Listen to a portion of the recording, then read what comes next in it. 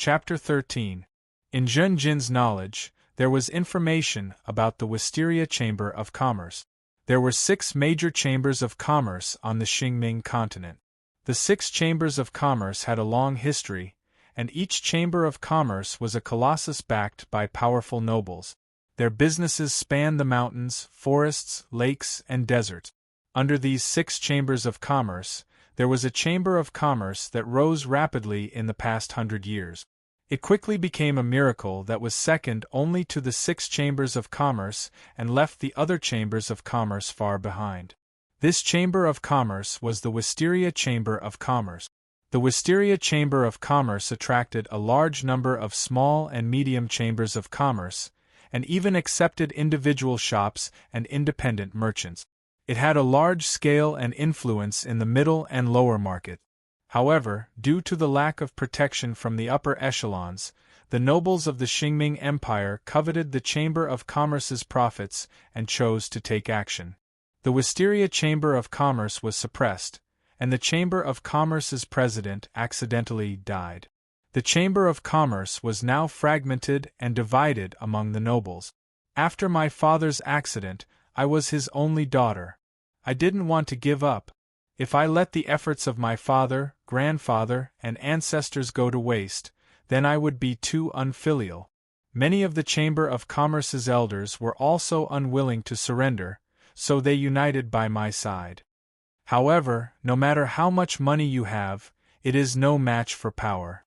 My father's death made me realize that I had to participate in the empire's power struggle. Based on the Chamber of Commerce's previous development, the more money and scale, the more likely it was to walk down the path of destruction. I carefully selected a partner for the Chamber of Commerce, and in the end, we hit it off, sir. Zhen Jin's mind seemed to have been struck by lightning, and he immediately understood the cause and effect. Although he only had a few memories, Zhen Jin knew that the 100 Needles clan was a southern noble. The Xingming Emperor was a man of great talent. He unified the entire human continent and named it the Xingming continent. The final step in conquering the continent was to annex the southernmost part of the continent. The decisive battle was the annihilation of the Coldwood Knights. The Xingming Empire's conquering army was trapped in the mountainous terrain, and their conquest of the southern part of the continent was at a stalemate. The southern nobles who had surrendered saw hope in the stalemate and secretly contacted the southern nobles to form an alliance. The 5th Temple Knight Legion withdrew from the front lines to rest and reorganize, and the southern nobles who had surrendered sent the Coldwood Knights to carry out an ambush. The Coldwood Knights were the strongest legion in the Southern Noble Alliance. They had wiped out the 5th Paladin Legion, but were defeated by the Paladins who came to reinforce them. With the Coldwood Knights defeated, the southern nobles hurriedly sent in reinforcements, causing a huge hole to appear in the originally impregnable defensive line. The Empire's response was extremely fast. The frontline legions moved out together and launched an all-out attack, completely crushing the southern nobles' defensive line. As a result, the southern nobles suffered a crushing defeat. They no longer had the ability to stop the army of the Sacred Empire. They either died in battle or surrendered. The southern nobles who had surrendered and then rebelled were also severely purged. The 100 Needles clan was one of these nobles. At the time, a considerable portion of the Knights of Mount Han were members of the 100 Needles clan. Although the 100 Needles clan had survived the purge, their territory, wealth, and army had been greatly reduced. Furthermore, in the following period of time, they were suppressed and ostracized by the nobles of the empire. The 100 Needles clan naturally did not want to fall. On one hand, they gathered other clans in the same situation to form an alliance. On the other hand, they actively studied the upper echelons of the empire. The 100 Needles clan sending Zhen Jin into the Paladin Legion was one of the results of this. The Paladin Legion was the trump card legion of the Sacred Empire, directly under the Xingming Emperor. It was the most direct military force of the Emperor. Every Paladin Legion worshipped the Xingming Emperor. If one even offered their faith, their loyalty would naturally be full. Thus, the Paladin Legion was the most trusted by the Qingming Emperor. Generally speaking, there were very few nobles in power in the empire, and they would not even send their descendants into the Paladin Legion. Offering faith was equivalent to cultivating an ingrate in the family. The nobles believed in benefits above all else. Most of the time, the family's benefits were above all else. The smaller nobles, palace nobles, and individual nobles under the emperor would selectively send their descendants into the Paladin Legion. Zhen Jin, as the only heir of the Hundred Needles clan, joining the Paladin Legion was the most sincere expression of the Hundred Needles clan's loyalty to the Qingming Emperor. This diplomatic action successfully alleviated the external pressure of the Hundred Needles clan. But it was unavoidable for Jin Zhen to be suppressed and ostracized by the temple army. It was natural and reasonable. After all, in the past, the Coldwood Knights had almost wiped out the 5 Paladin Legion. Who among the nobles was not related? Zhen Jin, who had become a paladin, already had a deep grudge with his peers. Sending the heir to the Temple Legion was indeed a wise move. Because completely relying on the Qingming Emperor's political faction was in the best interest of the clan. Zhen Jin recalled his father. Clearly, that middle-aged nobleman with 2 slender tufts of beard had the wisdom and decisiveness of a clan leader. And as the only heir of the Hundred Needles clan, I was pushed aside and suppressed after joining the temple. This should have been within my expectations, and I chose to endure it at that time. Zhen Jin recalled the second scene. In his memories, Qin Kuei was clearly looking for trouble, deliberately making things difficult for him. His motives were understandable. Perhaps one of his relatives had died in the 5th Legion. As for Zhen Jin's own actions, he could also make a judgment. Although he had outstanding talent, he did not seek the limelight. Instead, he chose to hide his talent and concentrate on cultivation. Usually, he kept a low profile to prevent political opponents from suppressing him or even killing him in advance. When he became a paladin, he wanted to find allies in the emperor's camp, and not make enemies everywhere. As the future leader of the clan, he came with a diplomatic goal. There was no lack of opportunities to build friendships in the army. In the face of great external pressure, the paladins forced themselves to trust each other and rely on each other. Such a life and death experience would greatly dissolve the enmity of the past. Through this method, the Hundred Needles clan broke away from their political predicament and became a member of the emperor's camp. However, the Hundred Needles clan could only be said to have barely gained a foothold. This noble clan was still in dire straits. How could they expand their territory, increase their wealth, and increase the clan's strength? The human continent had already been unified by the Qingming Emperor. There were not many opportunities left. The humans' invasion of the Beast continent was the best opportunity for many nobles to expand their territories and establish their military exploit.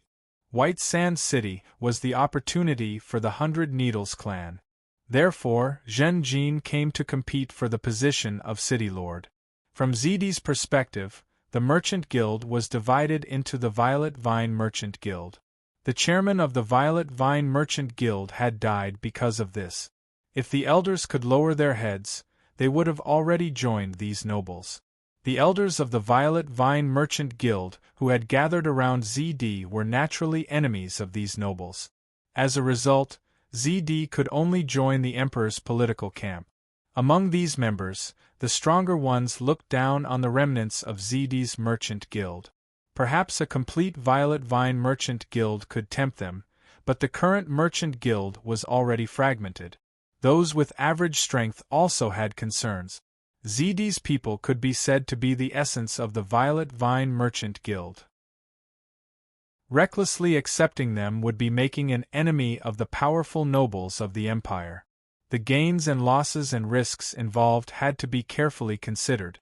The weaker members, such as the nobles of the palace, did not even have territory.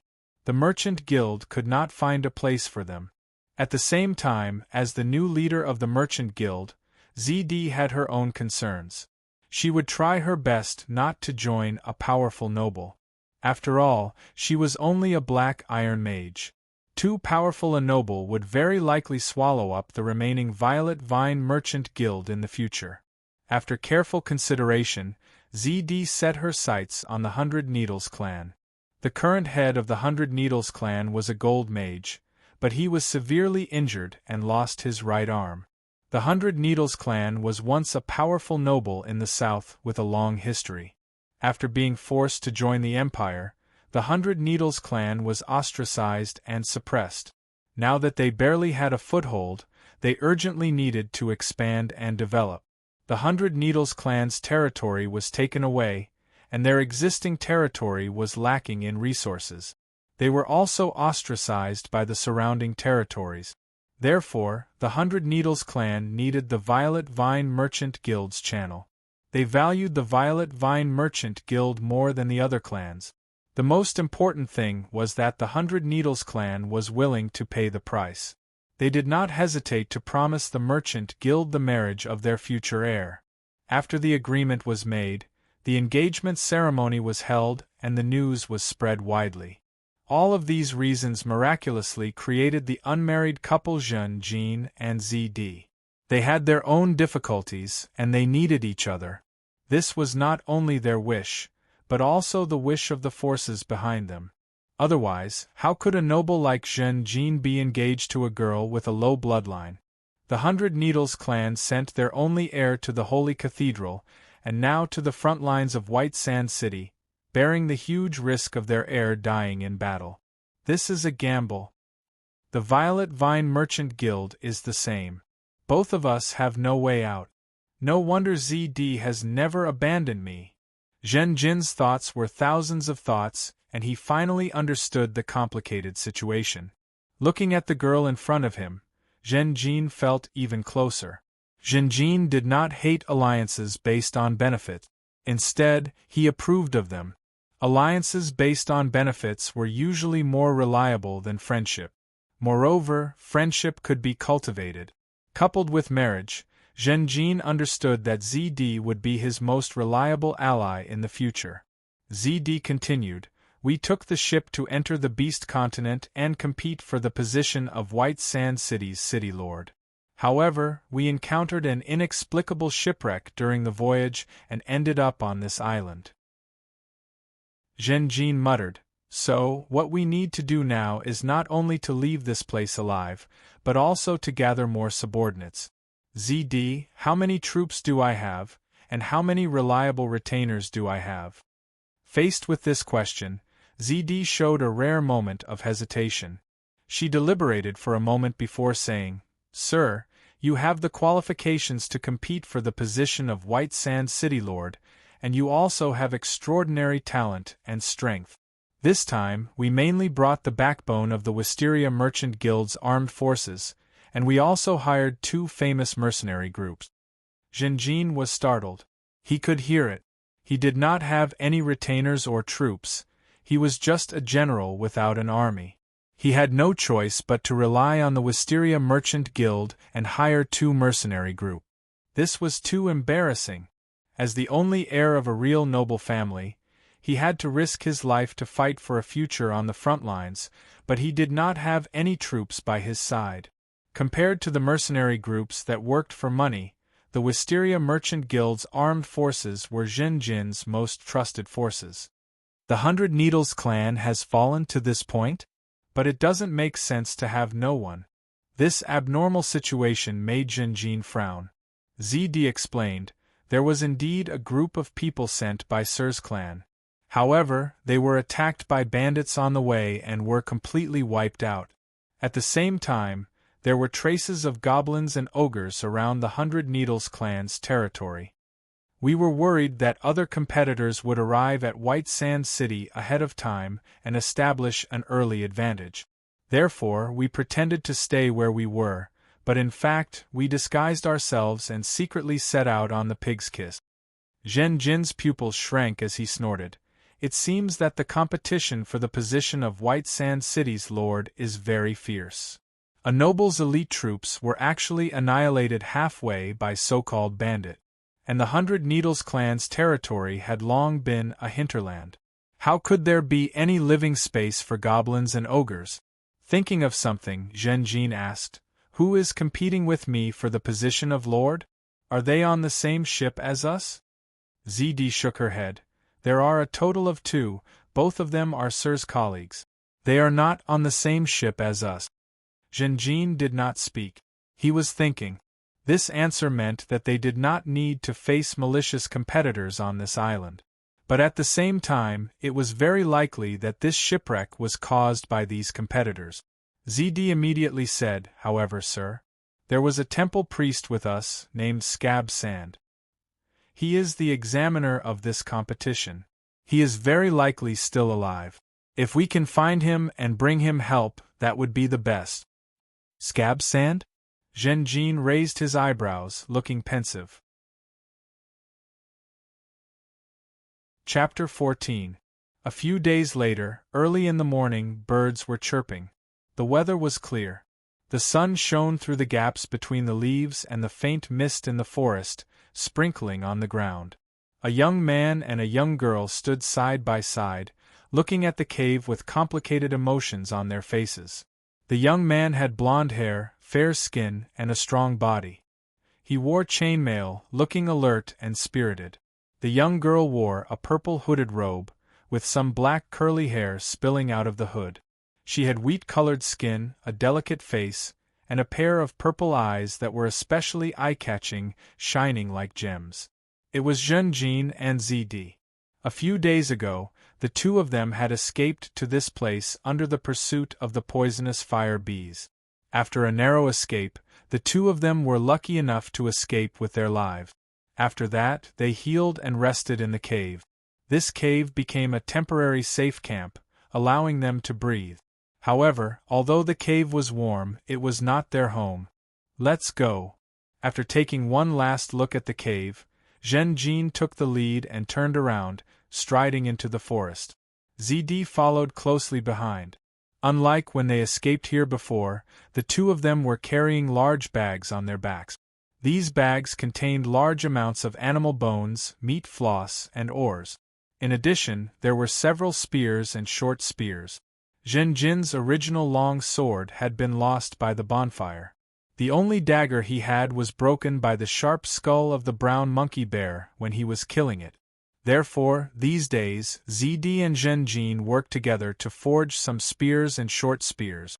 The spears were about 1.8 meters long, and the short spears were about 1.5 meters long. The spears were to be held by hand, and the short spears were to be thrown. The bodies of the spears were made of wood from the vicinity of the cave. These trees resembled ironwood, and their texture was as hard as iron. It was very difficult to make these spears with just the golden needles, so ZD's corrosive potion played a huge role. Compared to swords and sabers made of real steel, the value of these spears was very low. Whether in terms of toughness or sharpness, they were not as good as swords and sabers. But there was no other way. Zhenjin was now seriously lacking in weapons. The only intact dagger he had was in ZD's hands. Before leaving, ZD wanted to give the dagger to Zhenjin, but the latter refused. ZD's dagger was a little special. It was used to process materials. ZD wanted to use it when concocting potions. At the same time, if she was in danger, ZD could use it to defend herself. In the wild, even if Zhenjin wanted to, it was impossible for her to protect her completely. Therefore, this required ZD to have a certain degree of self-protection. By Zhenjin's hands buys. Actually, the bears. However, the strange thing was that after the brown bear died, its claws quickly collapsed and turned into a charcoal-like existence. Not only was there a lack of weapons, there was also a lack of defensive equipment. ZD was wearing an apprentice's robe. It only had a weak magical defense. Facing the beast's bite, her defense was quite worrying. Zhenjin's pair of vambraces had been abandoned. In the fight with the brown bear, they played the last defensive role. Without them, Zhenjin's would have been smashed. In short, the pair of vambraces were severely deformed. One of them was almost completely broken. They could only be reforged. Zhenjin still lacked a helmet. The chainmail on his upper body was his only consolation. Jinzhen took the lead and explored the way in front. ZD brought up the rear. The two gradually entered the forest.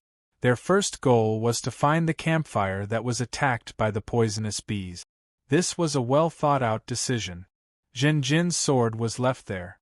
Although the sword was not easy to use, it still had an irreplaceable value. More importantly, only by returning to the campfire could ZD find the original path that she led the guards to search and rescue. There were a few temporary camps along the original path, each with a small amount of supplies. Because of Zhenjin and ZD's hard work, they had plenty of food, but not much water. During the journey after Zhenjin woke up, other than finding a few water bags, they did not have the chance to get drinkable water. Although they had crossed the river, there were terrifying python vines in the river. The risk of getting water was too high. Around the cave there was even less water. There was not much water left in the water bags. This was one of the main reasons why the young boy and girl were urged to leave the cave. The trees were straight. ZD found that the deeper they went into the forest, the taller and thicker the trees were. Some of the trees were even 50 to 60 meters tall. The sunlight here did not penetrate like a pillar. In the thick white fog deep in the forest, the sunlight became weak and diffused everywhere along with the white fog. The fog was also filled with the fresh smell of grass and trees. Birds were flying in the canopy. Occasionally, woodpeckers could be seen standing on tree trunks at least 3 meters above the ground. The sound of the birds pecking at the wood made the forest even more serene. Soon, the two were completely deep in the forest. There were trees in all directions. Zhenjin and ZD stopped and began to make marks. ZD used a dagger to cut marks on the tree trunks close to the ground.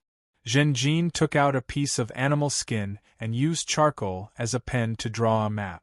This was to prevent getting lost. It was very easy to get lost in the forest because the trees looked the same. The elves were very talented in this aspect. It was said that no young elf would get lost in the forest. The forest was like a home for the elves. The consequences of getting lost were very serious. The wild was not friendly to humans, so getting lost in the forest was often the beginning of death. Jinzhen carefully puts the animal skin and the charcoal pen into his arms. This was already the 14th time he was drawing. There was a small piece of black handwriting in the center of the animal skin. It was very rough. When Zhenjin set off again, there was a slight hesitation on his face. After walking for so long, according to common sense, he should have found the traces of him carrying ZD all the way. But no. The surrounding environment was full of the aura of nature. There were no traces at all. Zhenjin kept thinking about it secretly. At that time, he was carrying ZD and running crazily at night. Although the situation was urgent, he did not pay too much attention. But according to his feeling, it did not take long for him to find the cave. According to the time and speed, he did not run far. The bonfire should be nearby. Let's go this way. Zhenjin was still leading the way. He chose to go to the left. The strategy he adopted was more conservative and cautious. He used the cave as the center to search for possible traces of hiding. The advantage of doing so was obvious. It was that there would be no oversight. At noon, the sun was obviously warm, and the fog in the forest gradually dissipated. The vision was much clearer, but the teenager's face became more and more ugly. He looked at the map in his hand. Every once in a while, he recorded the distance in the forest. Now the marks on the map had formed a large circle around the cave. After such an intensive search, he still did not find a single trace. "There's something wrong with this place," ZD said in surprise. "This forest is too big." The place they were traveling in was obviously a rainforest. The air was humid and stuffy. Low shrubs covered the forest, and countless vines intertwined with each other. And now this area was a forest. Although they were all trees, these trees were very straight. There were few vines, and there were also fewer shrubs and ferns than in a rainforest. Zhenjin of course also noticed this. He originally thought that the forest was very small. Because it was located near the cave, the strange scorching mineral vein created a very different landscape from the surroundings. But now the forest was too big. It was far beyond the teenager's estimation. According to the flight route, the terrain of the island should be a rainforest, which was normal. At the same time, Zhenjin clearly remembered that the surroundings were also densely covered by a rainforest during the first half of their escape that night. The beast that was suspected to be a black panther pounced down from a tree branch that was obviously a rainforest. But not long after, ZD discovered the cave and reminded him. After discovering the cave, I immediately changed the direction of my run. At that time, I should have entered the forest from the rainforest. Zhenjin was sure that his memory was not wrong, because he had also compared his memory with ZD's.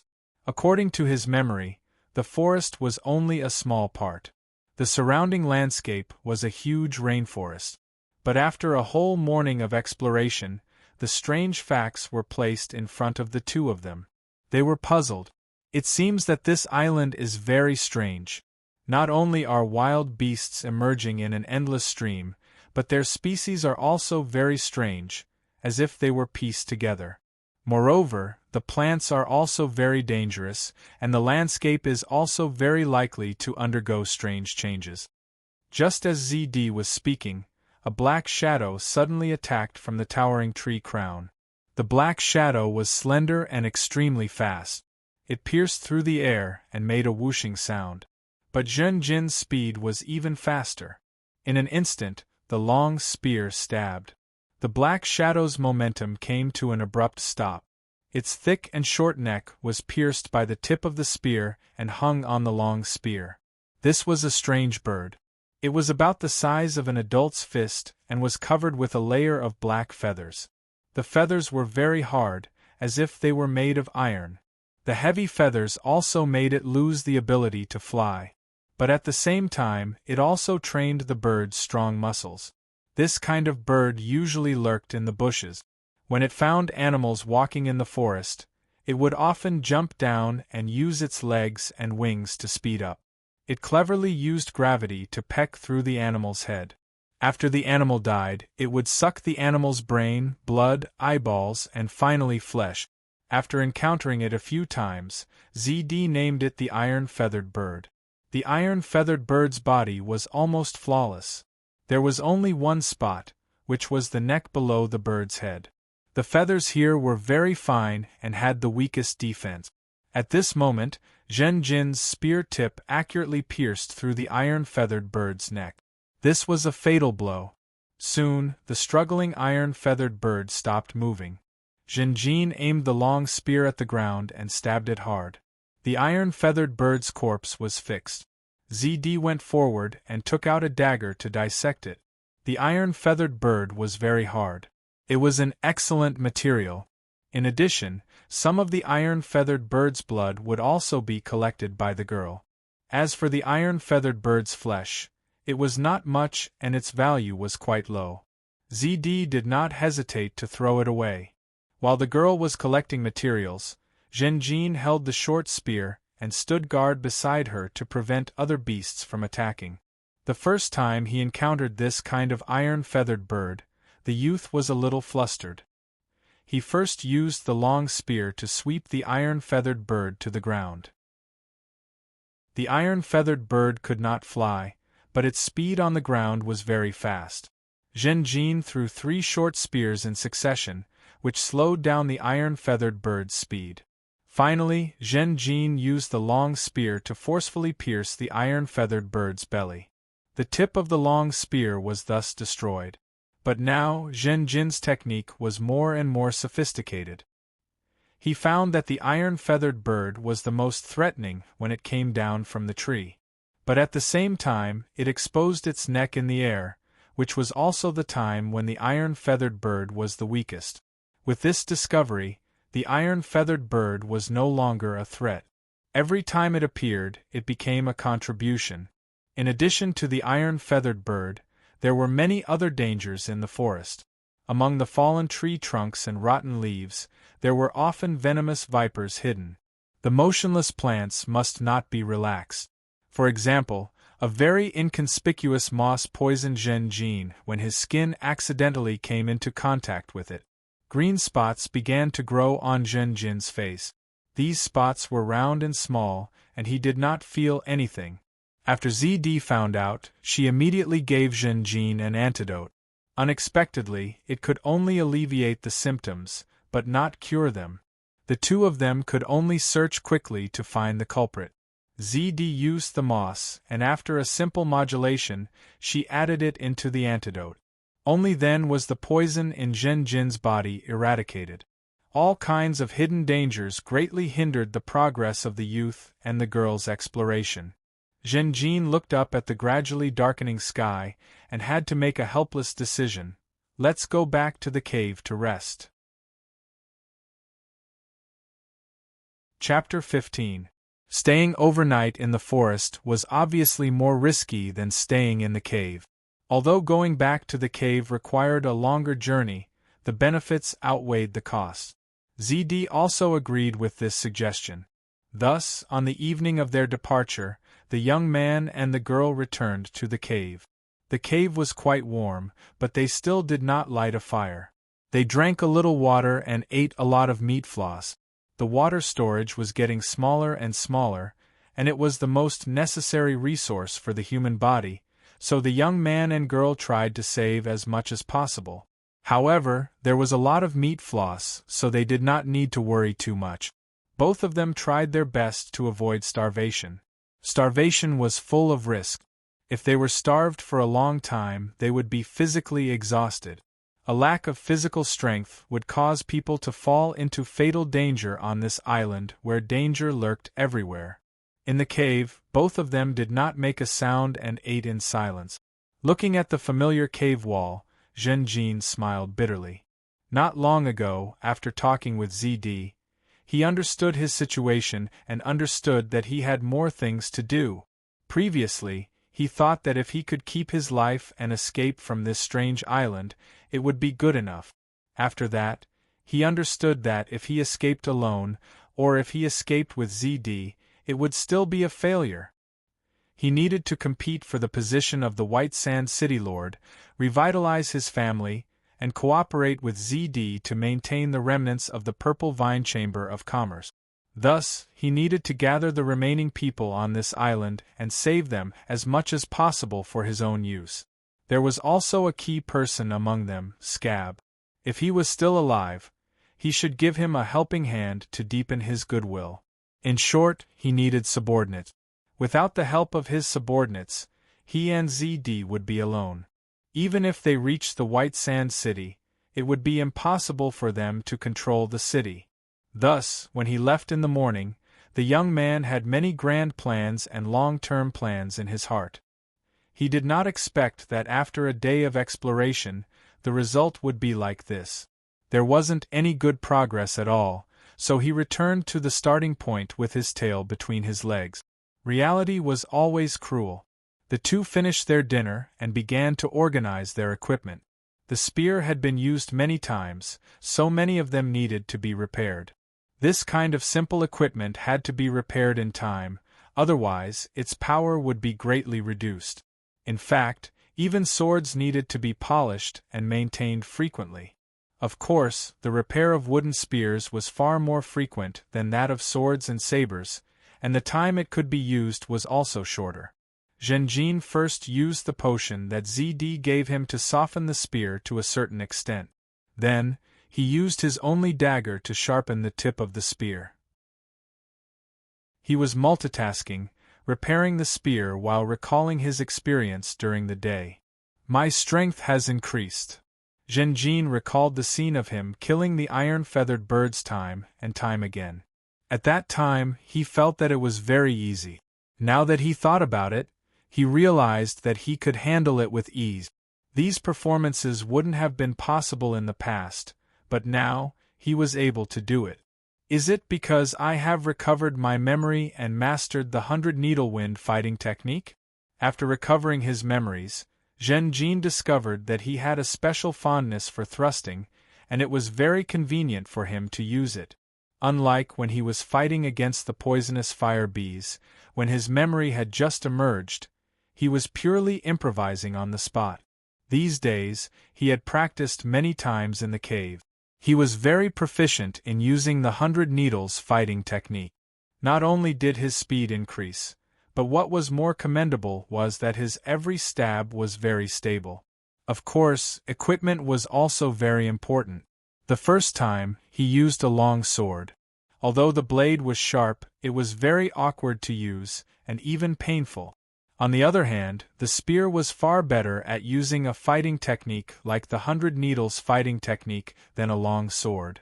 The spear was lighter than a long sword, and at the same time, the spearhead was sharp, so it was the closest to a sword. But for the 100 needles fighting technique, I still need to use fighting chi to be able to unleash its true power. Thinking of this, Zhen Jin was faced with an old problem again. When can I use fighting chi? Zhen Jin didn't have the slightest confidence in the answer to this question. Fighting chi. Fighting chi. This was very important. Without fighting chi, with just his flesh and blood, Zhen Jin had no carapace, no sharp claws, and no sharp teeth. Usually, it would be very difficult for him to defeat a dark iron-level magical beast. And when there were a lot of bronze-level magical beasts, Zhen Jin could only run. If he could use fighting chi, Zhen Jin's combat power could directly surpass that of a dark iron-level magical beast. Fighting chi would be a great help in increasing defense, jumping, and so on. It would be a great help in the challenge of survival. The chances of both of them surviving on this island would be greatly increased. However, Zhen Jin's current situation was a little awkward. There was a problem with his memory, and it seemed that he could only wait for this memory to surface before he could use the fighting chi in his body. In the past, he still hoped that he would be able to subconsciously use fighting chi in a life-and-death situation. But in the end, the battle with the monkey-tailed brown bear made him completely understand that this idea was just wishful thinking. Zhen Jin didn't even know if his real cultivation level was silver level or gold level. Moreover, even if the relevant memory surfaced, the special environment he was in would also be an important determining factor. This island prohibited the use of low-level supernatural powers. ZD couldn't use dark iron-level magic. Low-level magical tools were also ineffective. The effects of high-level magical tools were also greatly reduced. From the guards, ZD also knew that it was the same for bronze-level and dark iron-level fighting chi. They were restrained by the environment. Even if Zhen Jin could recall, could he use silver-level, or maybe gold-level, fighting chi in such an environment? This was definitely a problem. Zhen Jin couldn't help but shake his head slightly, as if he wanted to throw this worry out of his mind. It's useless to think too much, it will only increase my frustration. At least now, even if I don't have fighting chi, I can still win against the poisonous fire bees with difficulty. Zhen Jin carefully evaluated the strength of both sides and came to this conclusion. It was quite comforting. In fact, he was already close to success when he fought against the poisonous fire bees by the bonfire. He was only chased by the last remaining swarm of poisonous fire bees. Now, Zhen Jin's strength had indeed increased by a few notches. It was very possible for him to defeat the original poisonous fire bees. However, the current situation was far more complicated than when he fought against the poisonous fire bees. This island was too strange. Fighting chi and magic were prohibited, causing the young boys and girls to have their hands and feet tied. The fact that the landscape could change was even more mysterious and unfathomable. If possible, Zhen Jin would rather be able to face the poisonous fire bees himself. Unlike now, where he was facing the entire vast nature. This made him unable to start. Thump, thump, thump. ZD buried her head and continuously pounded the bottom of the hemispherical pit with long rocks. In this pit that was dug out, there were still the materials that she had collected during the day. Most of them were leaves, but there was also a small portion of grassroot. They seemed to have been torn apart as much as possible, then pounded by rocks, and finally turned into a ball of paste. Then, the young girl took out a bottle of medicinal powder from the small leather pouch at her waist. She carefully poured out only a little bit of the medicinal powder. Just a little bit of the medicinal powder. When it came into contact with the ball of paste at the bottom of the pit, it caused the latter to quickly melt and turn into a pool of sticky, dark red liquid. The young girl immediately used a tree branch to reach in and stir continuously. After stirring for a while, she stopped and quietly observed. When the upper layer of the liquid at the bottom of the pit began to solidify, she used a tree branch to pry open this layer of dryness, revealing the lower layer of liquid, and then continued to stir. Every time after prying open, the lower layer of liquid that was revealed would be brighter in color than before, and the liquid also seemed to be clearer. When ZD stirred again, she would also change to another clean tree branch. In this way, after prying open layer after layer of hard shell, the final liquid was no longer dark red, but turned into a translucent pink. After reaching this level, ZD seemed to be relieved.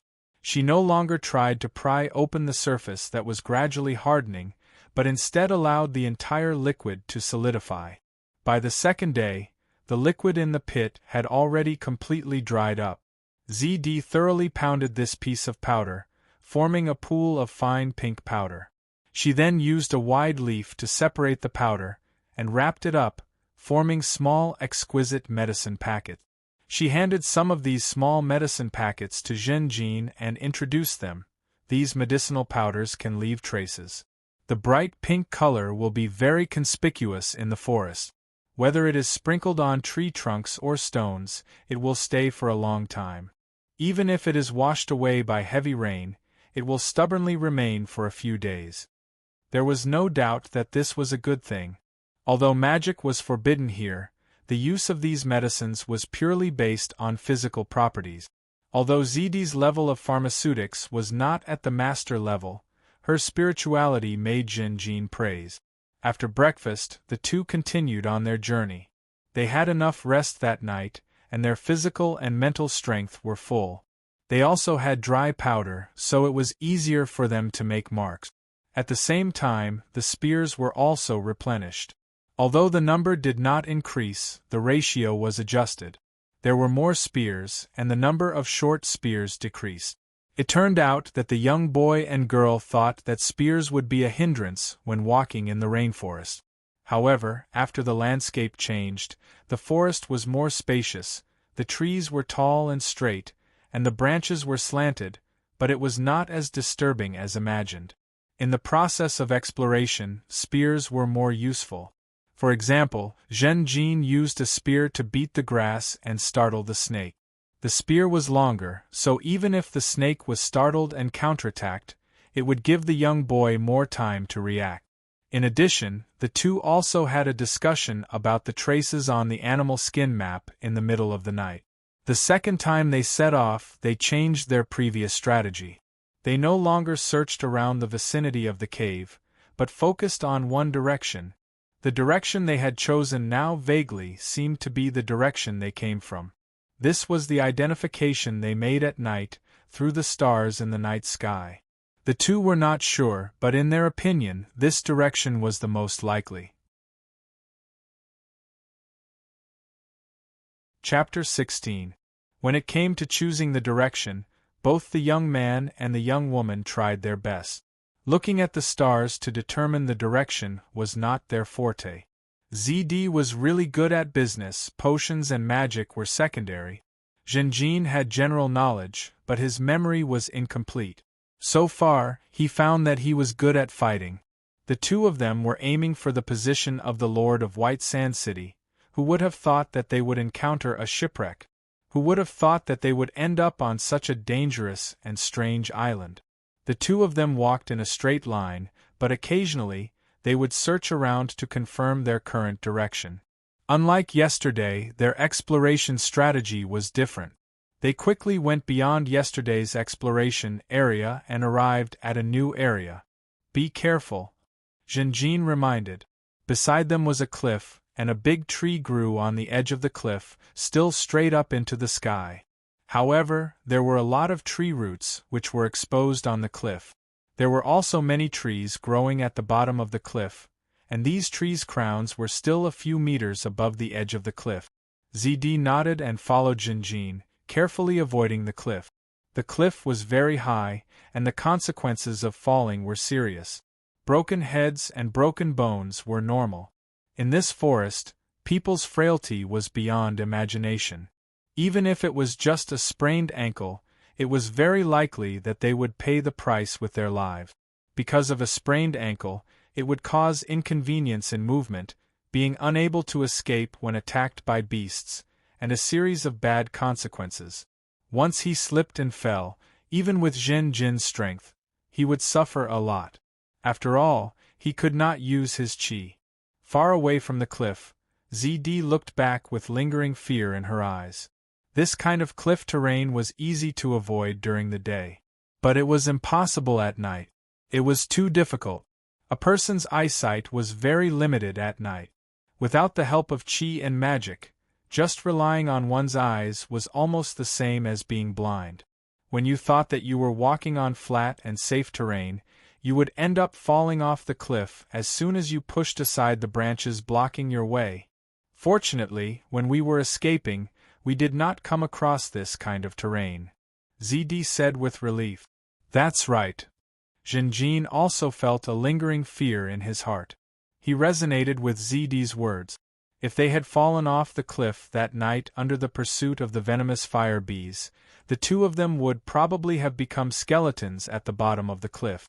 As they moved further away from the cave, the number of such cliffs increased. The topography of the terrain became more and more obvious. This change was not entirely a bad thing. Sometimes the boy and girl would stand on the edge of a cliff, a place with a wider field of vision, and observe from afar. Of course, this was only an occasional situation. Most of the time, even at the edge of the cliff, there was a forest of trees. The canopy and branches tightly blocked the view. There were trees everywhere. It was too easy for people to get lost in such an environment. Zhenjin kept marking on the map, recording the route he was taking. He drew a straight line. But in reality, was their path really a straight line? Neither the young man nor the young woman could be sure. In fact, they felt more guilty than anything. This was because they understood that without a reference, it was difficult to ensure that their path was straight. Therefore, when there was a cliff with a wider view, they would cherish it very much.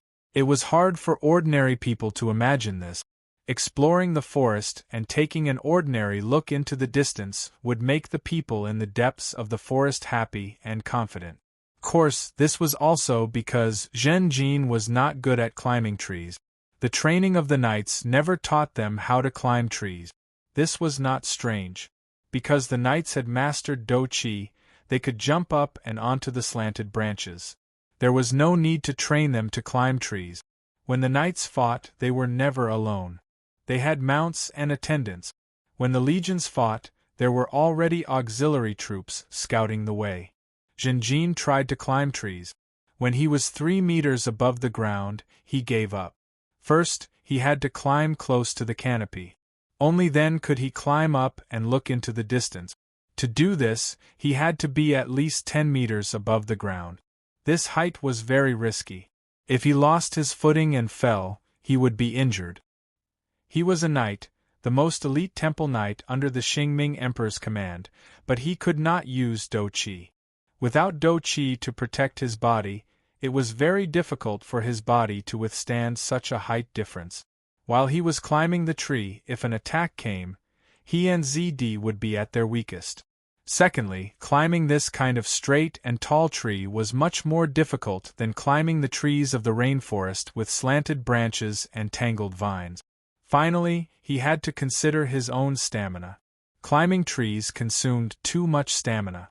If he exerted too much, he would sweat, he would be hungry, and he would need to replenish his food and water. Especially the latter, the boy and girl did not have much food left. Jean climbed up and looked into the distance. Look there, there's a depression there, Jean said. They had to try their best to go to the depression. This kind of terrain was very likely to have water. On one hand, it could help the boy and girl replenish their water supply. On the other hand, they might be able to find a river and walk along it to get out of the forest. This was because the island was surrounded by the sea. The water would flow down and eventually merge into the sea. An ideal river would have a beach or reef at the end. After sprinkling a bag of light powder on the edge of the cliff, the boy and girl slightly changed their direction. Not long after, they came to the depression. They were disappointed that they did not find a river, nor did they find any water. This landform was like a giant bowl, and in the bowl was still a tree. However, just as the two of them were about to change their direction, they suddenly stopped. A black panther unexpectedly appeared in front of them. It had black fish scales and a horn in the middle of its forehead. It was a horned black panther. When they discovered the black panther, the latter also discovered them. For a moment, both sides were stunned on the spot. This encounter seemed to have caught both sides off guard. Jean quietly held his spear, and could not help but feel nervous. He was not afraid of a horned black panther. It would be easy for him to injure it. But what about a group? What was even more frightening was that it was not a group of black panthers that attacked the brown bear, but a group of black panthers that were in better condition. Although most of these horned black panthers were only at the bronze level, when there were a lot of them, they could hunt as a group. They even dared to attack silver beasts like the brown bear. If Jean was besieged by a group of black panthers, he would have to protect ZD in a situation where he could not even protect himself. This would be very difficult to do. However, there were no good ideas at the moment. They could only act according to the situation. Both sides were motionless, the air seemed to have frozen. ZD held her breath, the pressure in her heart was increasing, her face started to turn pale. After a short stalemate, the horned black panther suddenly turned around and slipped away. What an unexpected situation! Quickly chase, it might attract the whole group of black panthers. In the next moment, ZD reminded in a low voice. Jean nodded. He clearly remembered that the poisonous fire bees forced a black panther away. In the end, the whole group of black panthers came for revenge, and finally fought with the brown bear. Follow me. If not. Before Jean could finish, he was interrupted by ZD. Don't worry, we both have potions, we can mark anywhere and meet up. ZD answered. This was the method that both of them had agreed on, to prevent both sides from getting lost. Jean opened his legs and ran quickly. Trees almost came at him, but Jean quickly dodged them all. The sound of the wind whistled in his ears. Jean was fully focused, not only locking onto the Black Panther's figure, but also taking care of his surroundings, to prevent any sinister attacks. It was not night, but day. Jean's vision was very good. He breathed heavily, his heart spitting out blood to its heart's content. His blood was almost bursting, and a large number of muscles in his body were stretching and contracting, bringing about powerful kinetic energy. Jean's speed was very fast, and he quickly closed the distance between him and the Black Panther. This scaled horned Black Panther's speed was not fast. As the two sides got closer, Jean was surprised to find that the Black Panther was injured. It's injured. Could it have participated in the siege of the brown bear? Jean was slightly relieved. Because the leader of the leopard group that was heavily injured by the brown bear was dead, there were only a few left. I still have to be vigilant. What if this is just a trick by the leopard group to lure the enemy? Jean had heard ZD's retelling, and knew how the sinister and vicious blue wolf had repeatedly attacked and killed the exploration team. The wild beasts on this island could not be judged by common sense. Jean would not be surprised if the horned leopard group had used the tactic of luring the enemy. Once again, to Jean's surprise, the black panther running in front of him suddenly stopped. It let out a whimper, circled in place, and hesitated to move forward, seeming rather impatient and uneasy. Zhen Jin gradually approached it, but the black panther was still the same, as if there was something hidden in the forest in front of it that brought it great fear, far more than what Zhen Jin brought it. For a moment, the young man could not help but reveal a serious expression. He was not in a hurry to attack the black panther, but looked around. Thus, he quickly found that the surrounding forest was darker than before. Although these trees were still tall, the leaves were pale green, and there seemed to be signs of decay on the surface of the trees. The ground was thick with dead branches and withered leaves. There was also a cold aura hidden in the air. Not noticing any wild beasts, Zhen Jin focused his attention on the black panther in front of him again.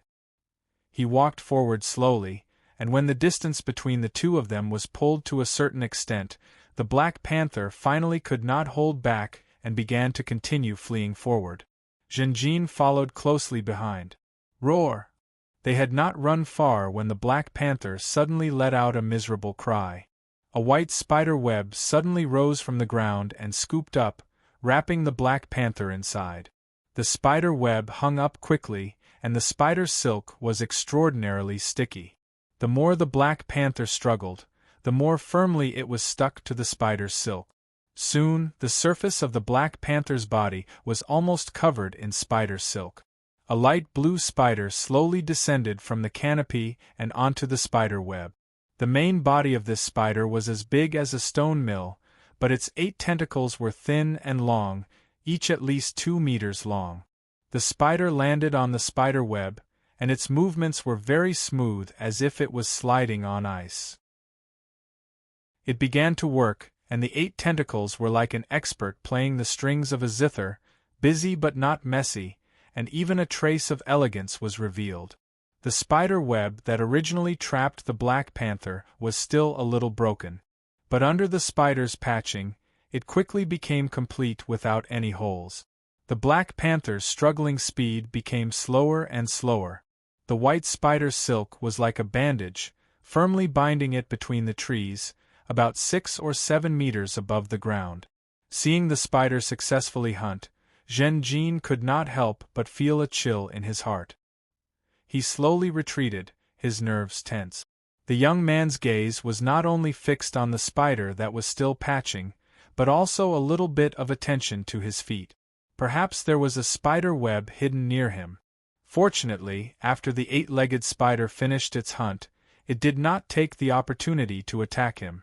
Instead, it followed the spider's silk and went deep into the canopy, disappearing. Zhen Jin did not dare to be careless at all, and even his heartstrings were a little tense, because in the canopy nearby, he found other prey that had been hunted. White spider silk wrapped around them, revealing their various shapes and sizes. Most of them were in the shape of a leopard. Zhen Jin immediately guessed. Could it be that the horned black panther that was chased away by the monkey-tailed brown bear had all fallen here? He already understood that the horned black panther was afraid of this 8-legged spider. The black panther pack was ambushed here, and almost completely wiped out. A black panther was lucky to escape, but it encountered Zhen Jin on the way. The black panther's intelligence was not enough. In a panic, it fled back to its previous place and was hunted. In addition to the panther-shaped prey, there were also spider webs in the shape of elk, fox, rabbit, and so on. There were even tigers and rhinos. Who knew why rhinos lived in this kind of landscape? When Zhen Jin saw this, his heart could not help but beat faster. Although he only saw one 8-legged spider, there were definitely many hidden in the canopy here. Otherwise, the Black Panther pack would not be wiped out by a spider. Moreover, large prey such as rhinoceroses and tigers could not be captured by a single spider. Normal spiders hunted alone, but this 8-legged spider seemed to live in group. Zhen Jin was not surprised by this change in habit. Just as he was about to retreat, a weak voice suddenly floated over. "Wait! Don't go! Please, please! Save me, save me!"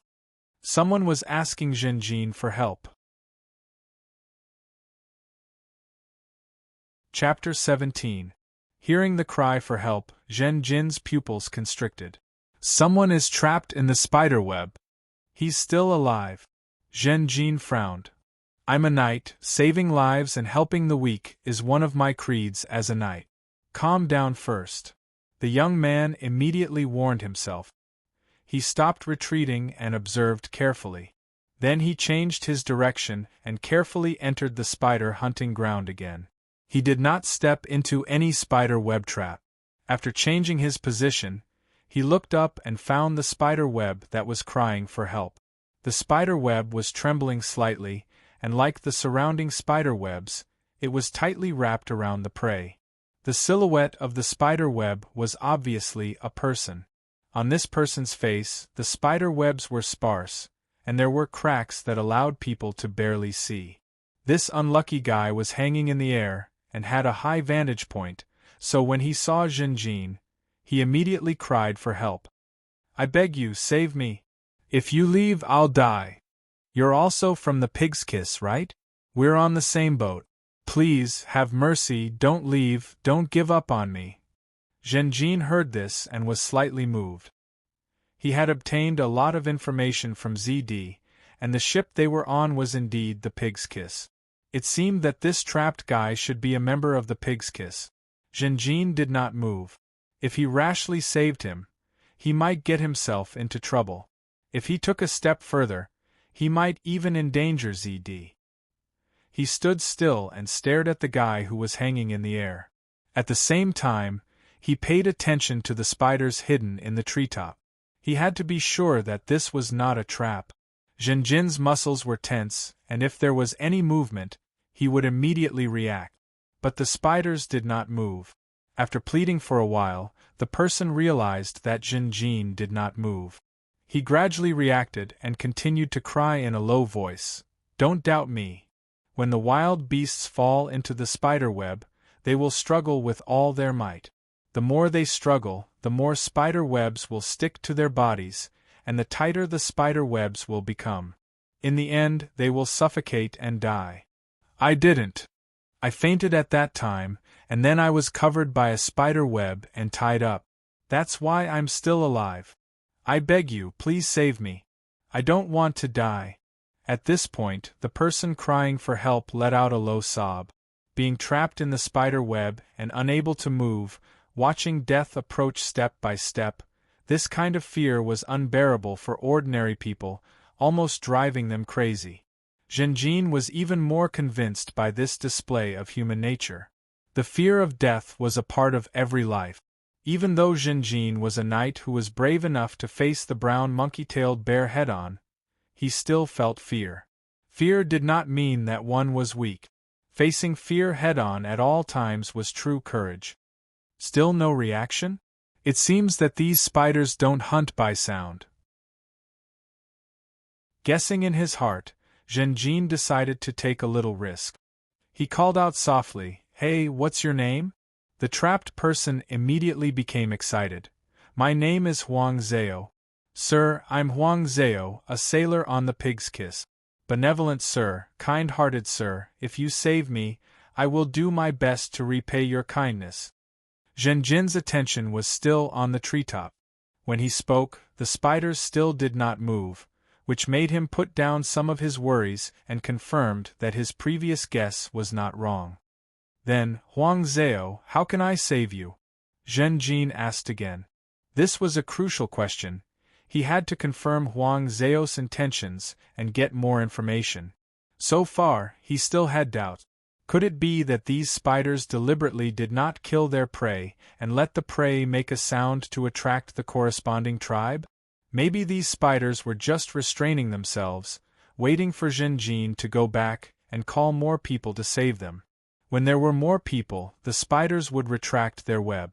Facing Zhen Jin's question, Huang Zhao said everything he knew and hurriedly reminded him, "Sir, you must not act rashly. The spiders here will fall to the ground at night and secretly lay their webs. These spider webs are buried underground. Once they are stepped on, this trap will be activated. The spider webs are raised high, causing the spiders to weave, and the prey will be hung in midair. No matter how loudly I speak, no spiders will come out. But when I struggle hard and shake the spider's silk above to a certain extent, it will attract the spiders to weave their webs again. So, once I'm rescued from the web, it will definitely attract the spiders. Each of these spiders is a bronze creature, and their strength is very terrifying. There are at least a dozen spiders nearby. The strength of these spiders pouncing is no different from a horse's charge. I was careless and was sent flying by a spider. I crashed into a tree trunk and fainted on the spot. When I opened my eyes in a daze, I was already hanging in midair, and the exploration team had already suffered a crushing defeat. The survivors were all fleeing.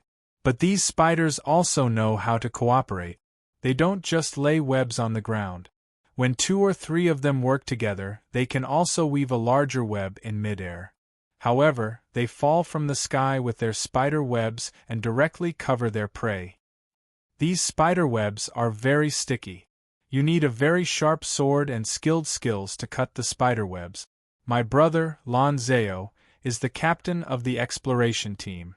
He is an expert with a saber. I saw with my own eyes that when his saber was entangled by the spider webs, its speed was greatly reduced and he couldn't cut the spider webs at all. Use fire. In the end, they used fire to burn the spider webs and escape. These spiders are actually quite afraid of fire. I wanted to call for help at that time, but I was dizzy and couldn't call at all. Even my vision was very blurry. I listened to the cries of these people, and then I fainted again. When I woke up, there was no more fire. I was the only one left. Zhenjin listened attentively and secretly analyzed the information contained here. After a long while, he asked again, "Your name is Huang Zhao, right? How many people are in your group, and why are you here? Other than your group, is there anyone else who survived? When were you attacked?" Huang Zhao didn't hesitate and quickly answered, "The pig's kiss was destroyed. The waves were very big that night. We tried to control it, but the hull still broke in half. The first half of the hull hit the reef, and the survivors all came to the island's beach that night. Including our group, there are about 100 people. The captain is missing, and the first mate is commanding us. This island is very strange.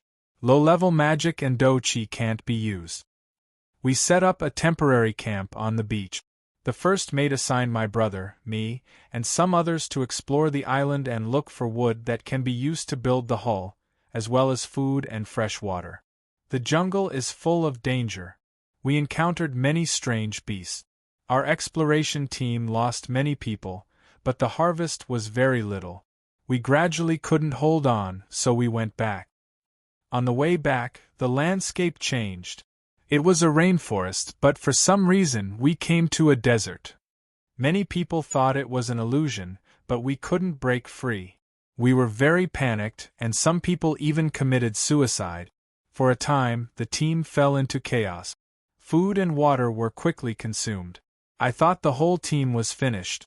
Fortunately, a traveler joined our team. He was an old scholar who once served a noble in the desert territory. His name was Tsang Su. He used his method to find the direction in the desert and found an oasis to replenish water. We rested in the oasis for a few days before continuing our journey. Our luck became better.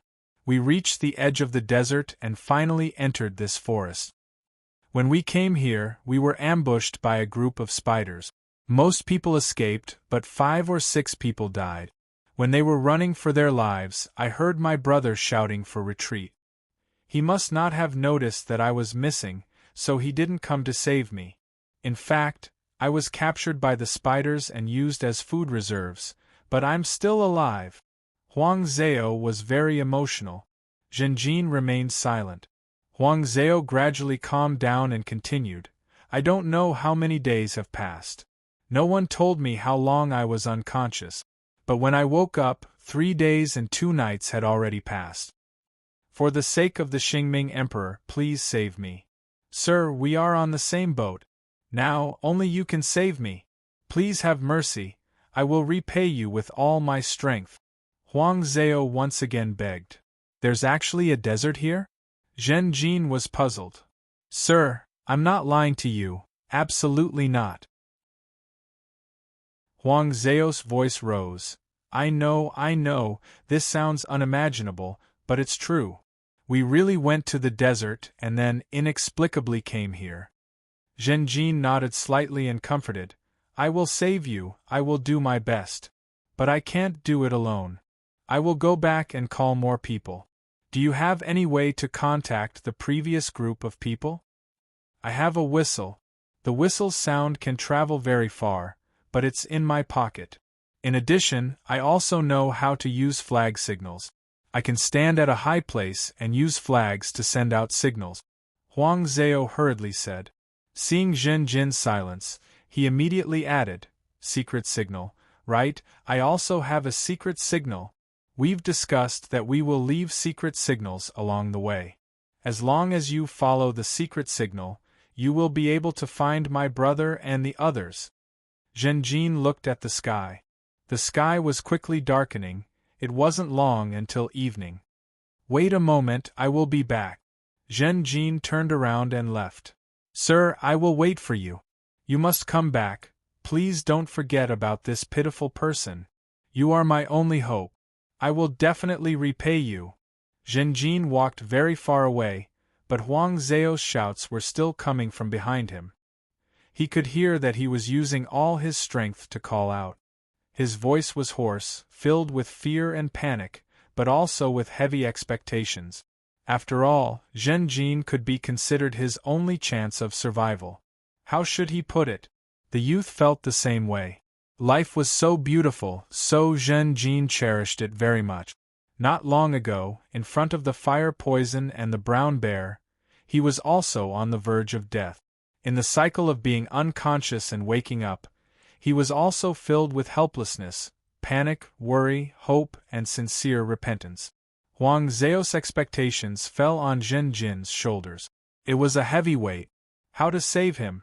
How to fight against so many spiders, at least a dozen bronze beasts? Many questions were placed in front of Zhen Jin. He shook his head slightly, his eyes firm. No matter what, let's meet up with ZD first. Not long after, the youth successfully reunited with the girl. In fact, after they separated, the girl tried her best to catch up with Zhen Jin.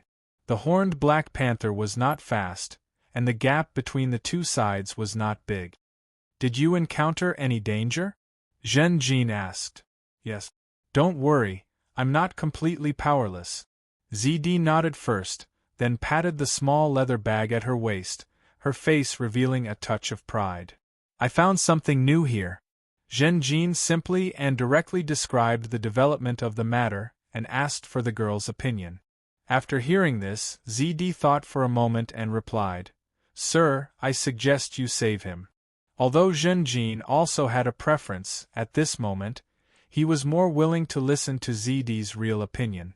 Thus, he continued to ask, Can you tell me the reason in detail? ZD's expression was solemn, her tone sincere. Sir, according to what you said, he has the aura of bronze. The bronze level is already the lower elite. Generally speaking, they can be the bosun on the ship. Those who can fight can even become the captain of the assault. Just this person alone is qualified to be recruited.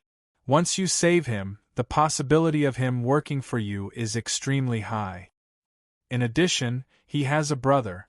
His brother, Lan Zhao, is the captain of this exploration team. His position is higher than his, proving that he is stronger. Subduing one Huang Zhao, it is very likely that his brother, Lan Zhao, will be involved as well. These are two bronze-level elite. They must have a group of subordinates by their side.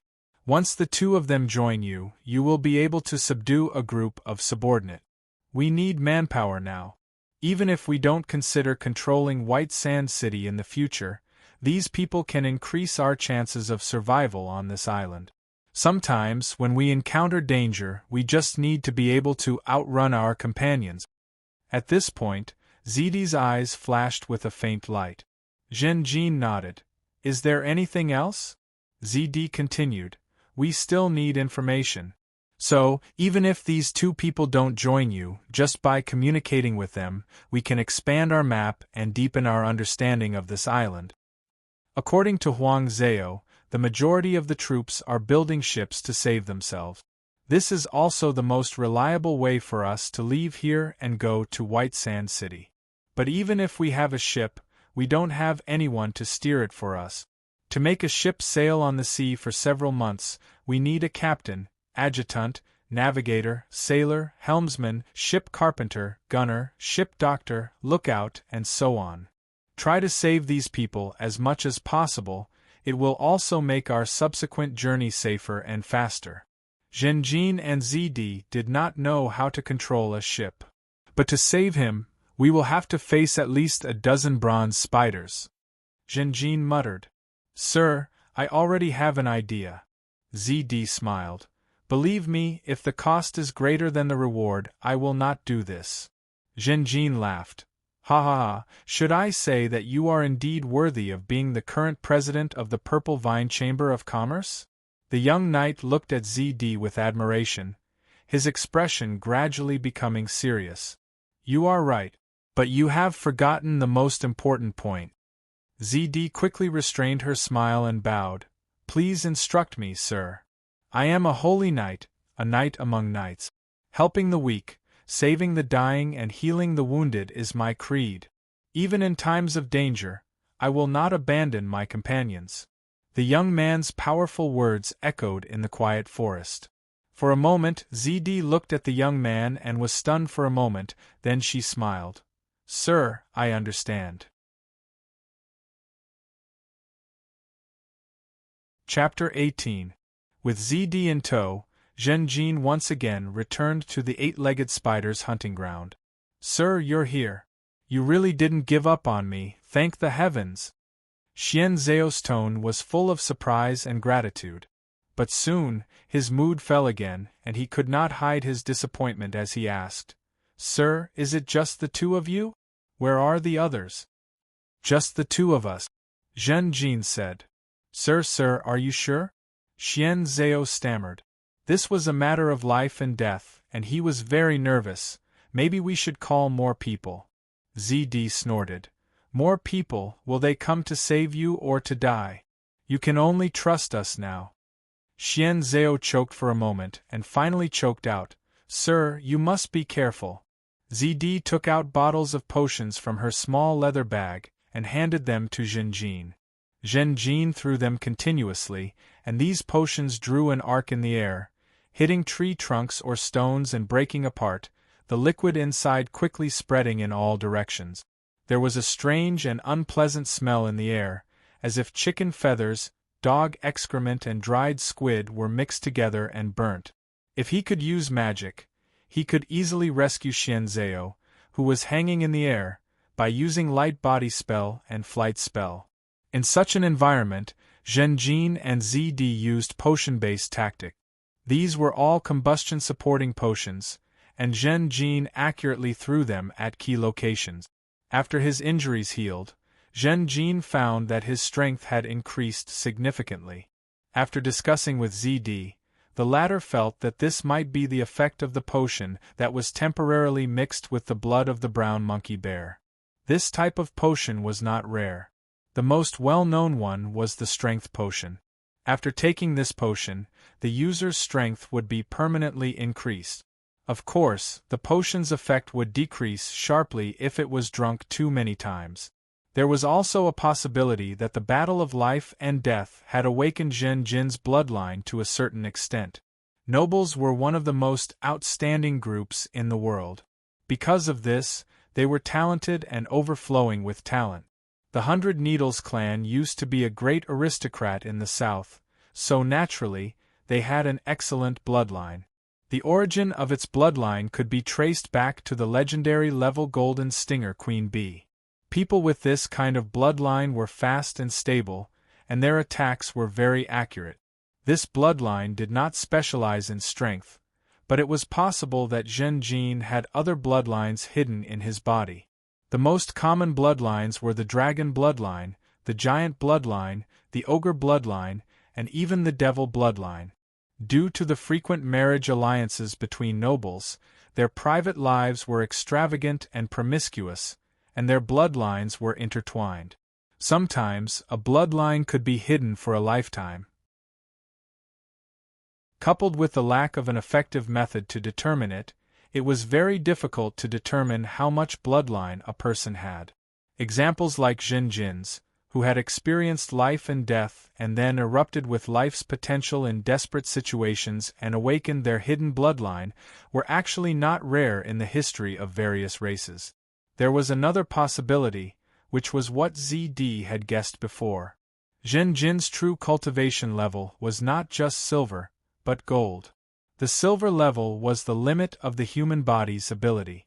The gold level exceeded the limits of the human body, and had extraordinary qualitative changes in speed, strength, recovery, and so on. If Zhen Jin's cultivation level was gold, then it was unlikely that he was an experienced gold ranker. According to his age, he must be in the rising period. Therefore, the increase in his strength was the result of the gold level combat aura constantly nourishing his body. No matter the result, Zhen Jin's increase in strength was a good thing. After almost using up all of ZD's combustion-enhancing potions, Zhen Jin took out the Starfire Stone and shot out blue sparks. The sparks landed on the potion, and with a whoosh, a flame burst out. The flame spread quickly, and the combustion-enhancing potions along the way were instantly ignited, forming a burning wall of fire in the blink of an eye. The wall of fire burned fiercely, and began to climb up the surrounding trees, burning higher and higher. Squeaking sounds came from the tall treetops, and the eight-legged spiders became restless. Zhuang Zhao felt the air below quickly become scorching hot, and his heart could not help but beat wildly. He did not expect the young boy and girl to make such a big scene. So this girl is a potion master. But how are they going to save me? Just as Zhuang Zhao was guessing, Zhen Jin made his move again. He took out a short spear from his back, and smeared some combustion-enhancing potions on the tip of the short spear. Zhen Jin held the short spear, and let the spearhead shake slightly on the flame beside his feet, and the tip of the short spear was easily ignited. In the next moment, Zhen Jin raised his arm slightly, and then threw it fiercely. The short spear drew a beautiful arc in the air, and then accurately pierced into the body of a prey. This was a panther-shaped prey, and it had already suffocated to death in the spider web. After the short spear stabbed into it, the flames immediately spread, burning the spider web to nothing. The panther-shaped prey fell to the ground almost instantly. As Zhen Jin expected, this was a scale-horned black panther. Because of the scale-like armor on its body, the flames attached to the black panther were quickly extinguished. Zhen Jin threw out the short spears one by one, and the prey fell to the ground one by one. Some of them continued to burn, while some of the flames were extinguished. "It's coming." ZD's heart trembled slightly. She saw the eight-legged spiders quickly fall to the ground with spiderwebs, and began to weave new webs on the fallen prey. Some of the burning prey, the eight-legged spiders, spat out a thick green liquid from their mouths, and after extinguishing the flames, they began to weave webs again. Obviously, they were not helpless against flames. Soon, no more eight-legged spiders fell to the ground. A total of 26 bronze ferocious beasts appeared in front of the boy and girl. Most of the eight-legged spiders were trying their best to recover their dry rations, and only 3 of them pounced on Zhen Jin and ZD. ZD secretly heaved a sigh of relief. These eight-legged spiders were wild beasts after all, and they were not as cunning as the blue wolf. This made the girl regain her superiority and confidence as a human. 3 of the eight-legged spiders approached, but Zhen Jin stood still in the same place. When the distance reached an ideal state, Zhen Jin calmly ignited the combustion-enhancing agent beside his left foot.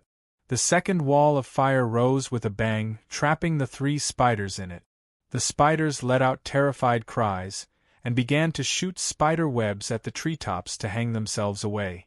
But the moment the spider webs reached the top of the flames, they were roasted. The wall of fire gradually spread, and the three spiders were easily forced into a desperate situation by Jinjin. Left with no choice, the three spiders could only bury their heads and break out. They successfully rushed out of the wall of fire, and there were a few flames on their bodies. Squeak, squeak, squeak, squeak. They let out a series of hurried cries, frightened and panicked. The spiders that were trying their best to recover their prey fell into chaos when they saw their three flaming companions running towards them. Now's the time. Jinjin's eyes flashed brightly. He threw 3 short spears in a row, and the short spears emitted flames, accurately hitting the spider webs on top of the yellow algae's head.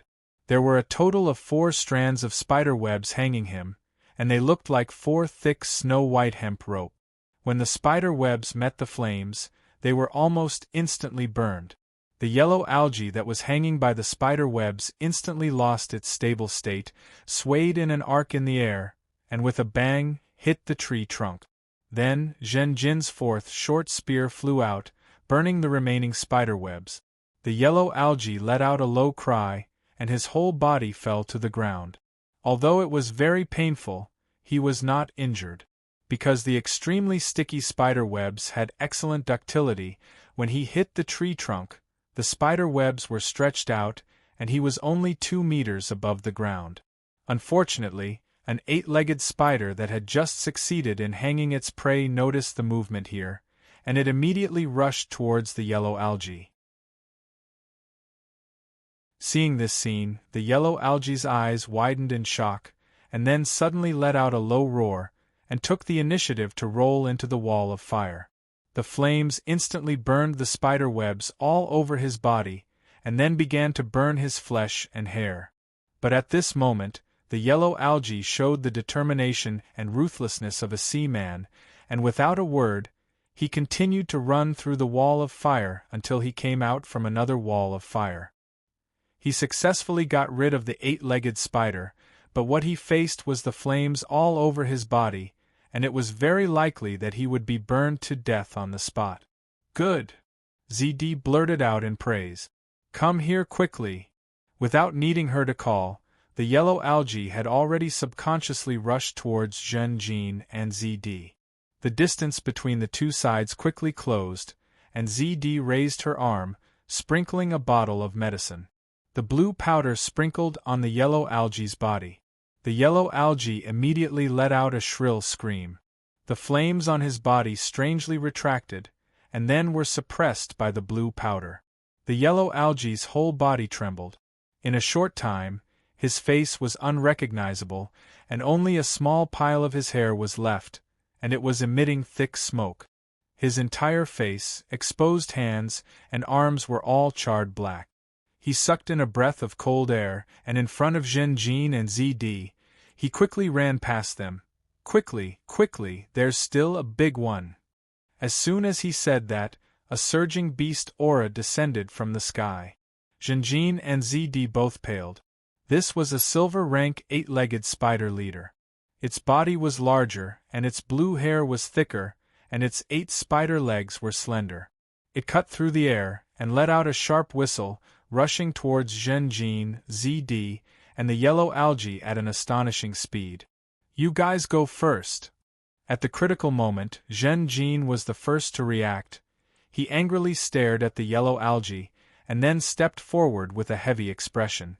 Whoosh, whoosh, whoosh. He quickly threw out short spears. But the 8-legged spider was as fast as the wind, easily dodging these short spears. Soon, Jinjin's short spears were all used up. He gritted his teeth, raised his spear high, and counterattacked the 8-legged spider leader. "Sir!" ZD's cry came from behind. "Quickly go, don't let us become a burden." The yellow algae also shouted.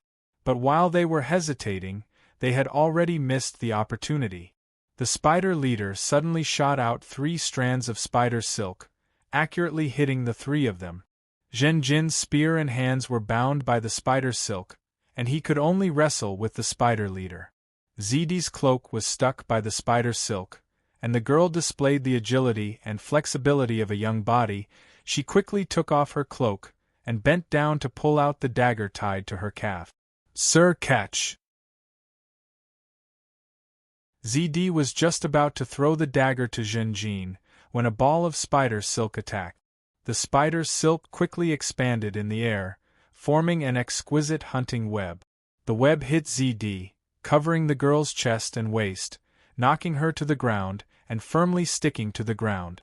ZD suffered from the impact, and the dagger in her hand was greatly affected. Although the dagger was thrown, it was not thrown to Zhenjin's side, but just happened to fall near the yellow algae. The yellow algae's right leg was entangled by the spider silk, and he was lying on the ground, frantically struggling, but he could not resist the spider leader's strength and was dragged over. The yellow algae subconsciously reached out and grabbed the dagger. He pulled out the dagger and swung it with all his strength, but in his panic, he missed twice, and only then was he able to accurately cut the spider silk.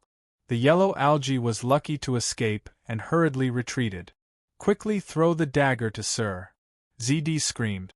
"No, no, I don't want to die. I don't want to die." The yellow algae did not seem to hear, and he madly shouted, running away like a madman. The spider leader did not make things difficult for him, and let him disappear into the forest. Damn it! ZD was both shocked and angry. At the crucial moment, this yellow algae actually escaped with the only cutting weapon. Zhenjin and ZD tried to save him, but he betrayed them and chose to escape alone.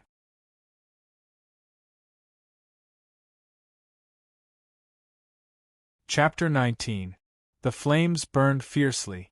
In the scorching air, a huge tree slowly fell and hit the ground with a bang. The flying sparks caused even more chaos. The eight-legged spider leader let out a sharp shriek that almost pierced people's eardrums. This was its territory, its home, but now it was burned to the ground. Everything in front of it made it very angry. Unlike normal eight-legged spiders, it was not afraid of fire. At the same time, its spider silk had undergone a qualitative change and was not afraid of fire at all. The culprits were right in front of it. It wanted to pour all its anger on these two people. ZD was already trapped in the spiderweb. Moreover, she only had a black iron aura, so there was nothing to worry about. The only thing to worry about was Zhenjin. This young man's aura. The eight-legged spider leader could not figure it out. The leader of the eight-legged spiders focused all his killing intent on Zhenjin. It shot more and more spider silk at Zhenjin. At first, only the spear and the young man's hands were bound by the spider silk. Soon, layers of spider silk wrapped around Zhenjin's entire body, even covering his ears and nose.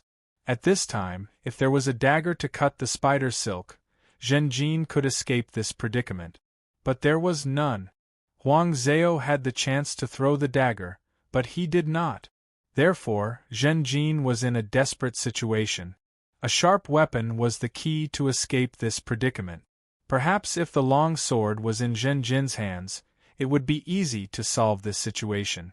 Even if there was no long sword, a scimitar would do. In short, it was not a spear. Zhenjin suddenly exerted strength in the spiderweb. He had not given up. Although his strength increased, it was far from the limit of the spiderweb. He could not break free. The result of his attempt made Zhenjin feel a little despair. If he could not break free with all his strength, then there was basically no hope. Randomly struggling would only make the spider silk tighter. It was like falling into quicksand. A worthless attempt would only make death come faster. Zhenjin was motionless. His thoughts flashed, trying to find a way to escape. Layers of spider silk wrapped around him. Looking at the young man who seemed to have accepted his fate, the eight-legged spider leader purposely leaned close to the young man's face. At the top of the ferocious mouthpart, there were a total of 12 eyeballs, densely packed together. The spider's eyeballs stared at Zhenjin. Its mouthparts opened and closed slightly, emitting a squeaking sound. It was as if the spider leader was sneering at Zhenjin. It wanted to ravage this young man. It wanted to pierce through him and let his blood run dry. At the same time, it wanted to inject the spider's venom into Zhenjin's body. It wanted to watch the venom corrode the young man from the inside out. It wanted to watch the young man slowly rot from the inside out. In the end, it wanted to suck the young man into a puddle. Not a single drop was left, and it was all stuffed into its stomach.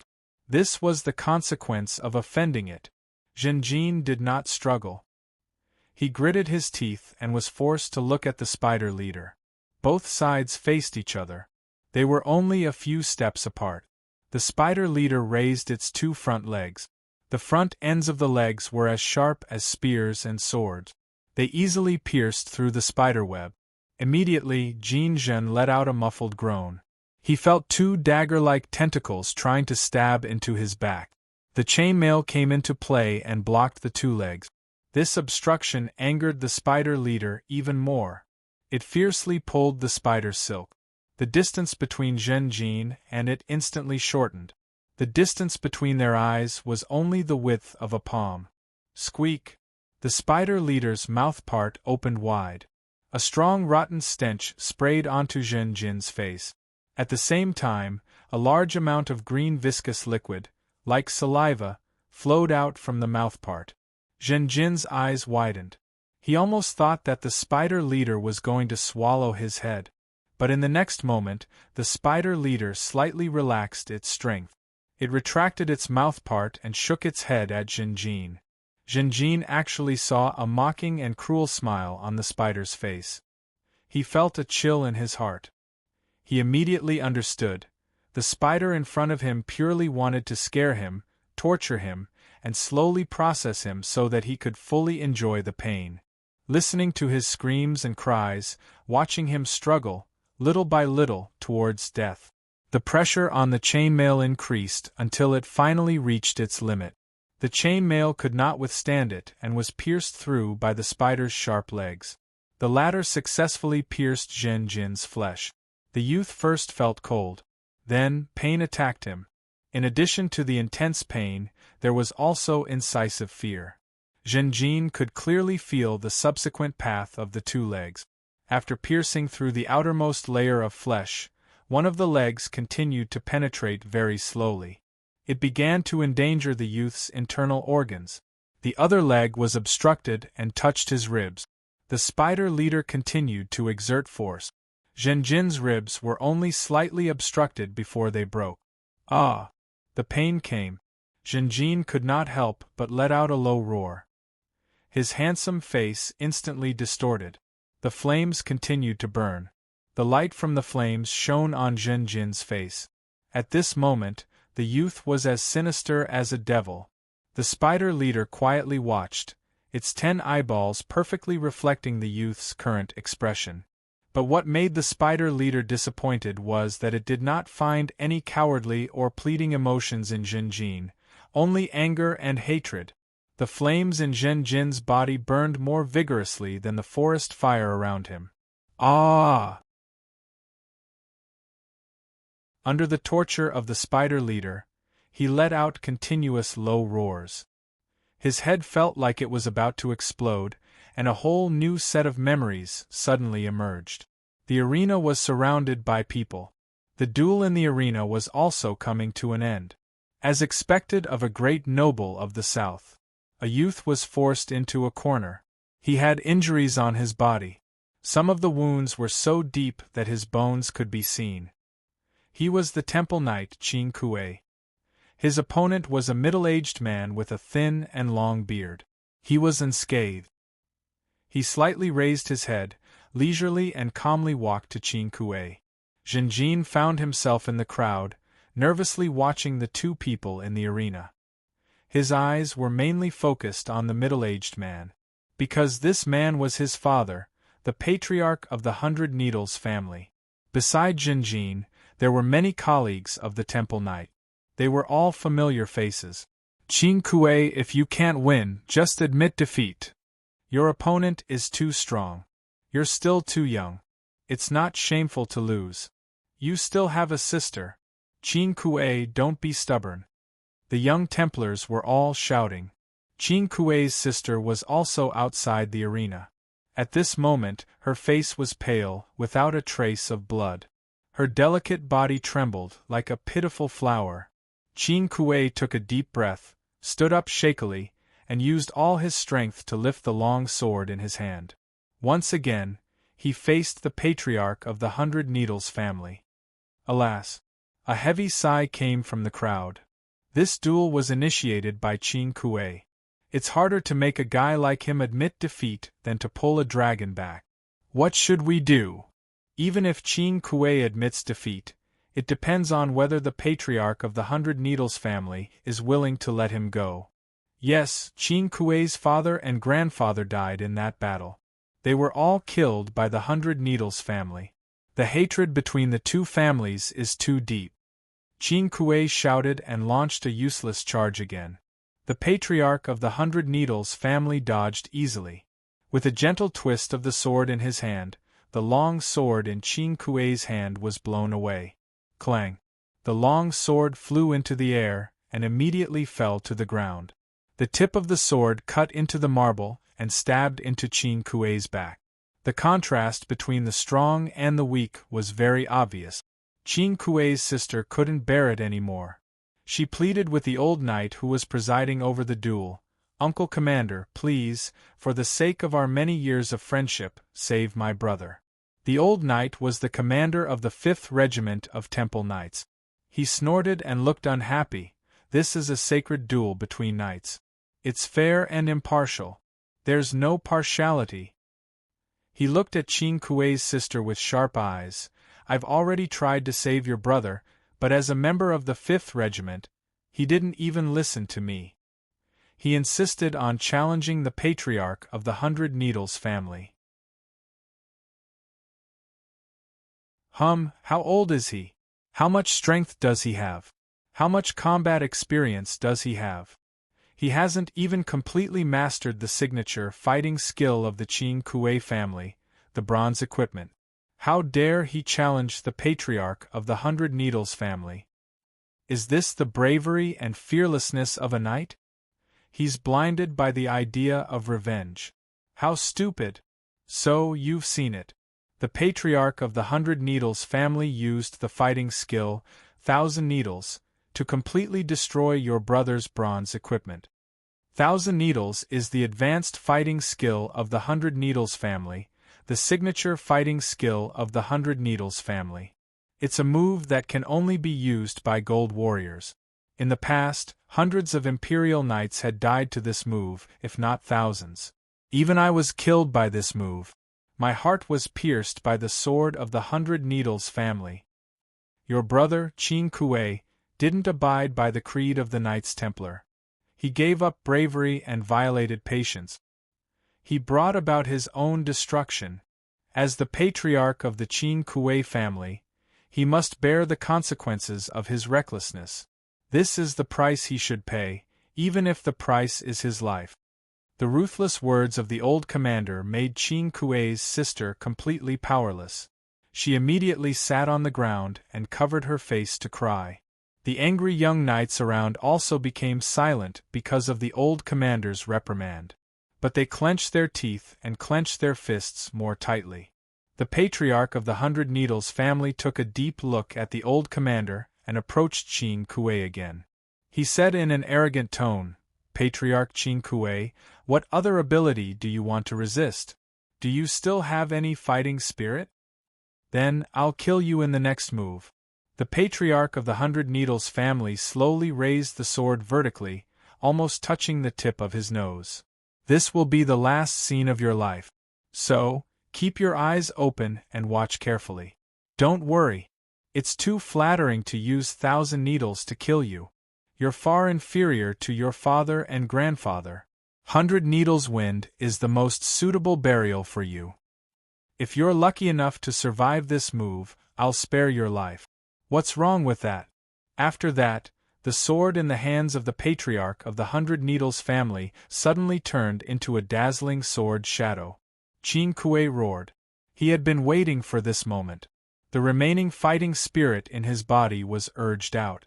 In the flickering blue light, it vaguely formed a knight's spear. Boom! The two sides collided and then passed each other. An arm was thrown away in the air. After spilling blood, it fell out of the field. This arm also held a sword in its hand. It was the hand of the patriarch of the 100 Needles family. The whole audience was shocked. There was dead silence. With a flop, Qin Kuei fainted on the ground, motionless. The patriarch of the 100 Needles family covered the wound on his shoulder with his left hand. His face was extremely ugly. "Father, father!" Zhenjin exclaimed in a trembling voice. At this time, the old commander walked into the field and stood between the patriarch of the 100 Needles family and Qin Kuei, separating them. He frowned deeply and stared at the middle-aged nobleman with a very serious expression. "Patriarch of the 100 Needles family, the words spoken in the duel are sacred oaths. The duel between you is over." The middle-aged man's pupils shrank slightly. He stared at the unconscious Qin Kuei and gritted his teeth. His face was full of anger and hatred even though his wound was bleeding. After a while, he nodded slowly and staggered down the field with strong gloominess and unwillingness. "Father!" Zhenjin ran over and supported the patriarch of the 100 Needles family. There was a burst of cheers. Qin Kuei's sister wept with joy. The young temple knights raised their arms and cheered. Many passers-by exclaimed in disbelief. The middle-aged man looked around and took in the surrounding scene. His expression had calmed down. "My son, raise your head and look at me. Tell me what the family motto of our family is. Don't overestimate or underestimate people." Zhenjin raised his head reluctantly and said in a choked voice. "Very good. Remember it. Remember it firmly." The patriarch of the 100 Needles family gnashed his teeth and said fiercely.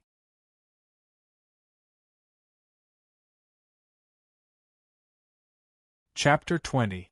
The memories dissipated, but anger still filled Zhenjin's chest. Zhenjin felt as though he was about to explode from all these emotions. "Ah!" He let out a terrifying roar. "I can't die. How could he fall here? I still want to protect my fiancée.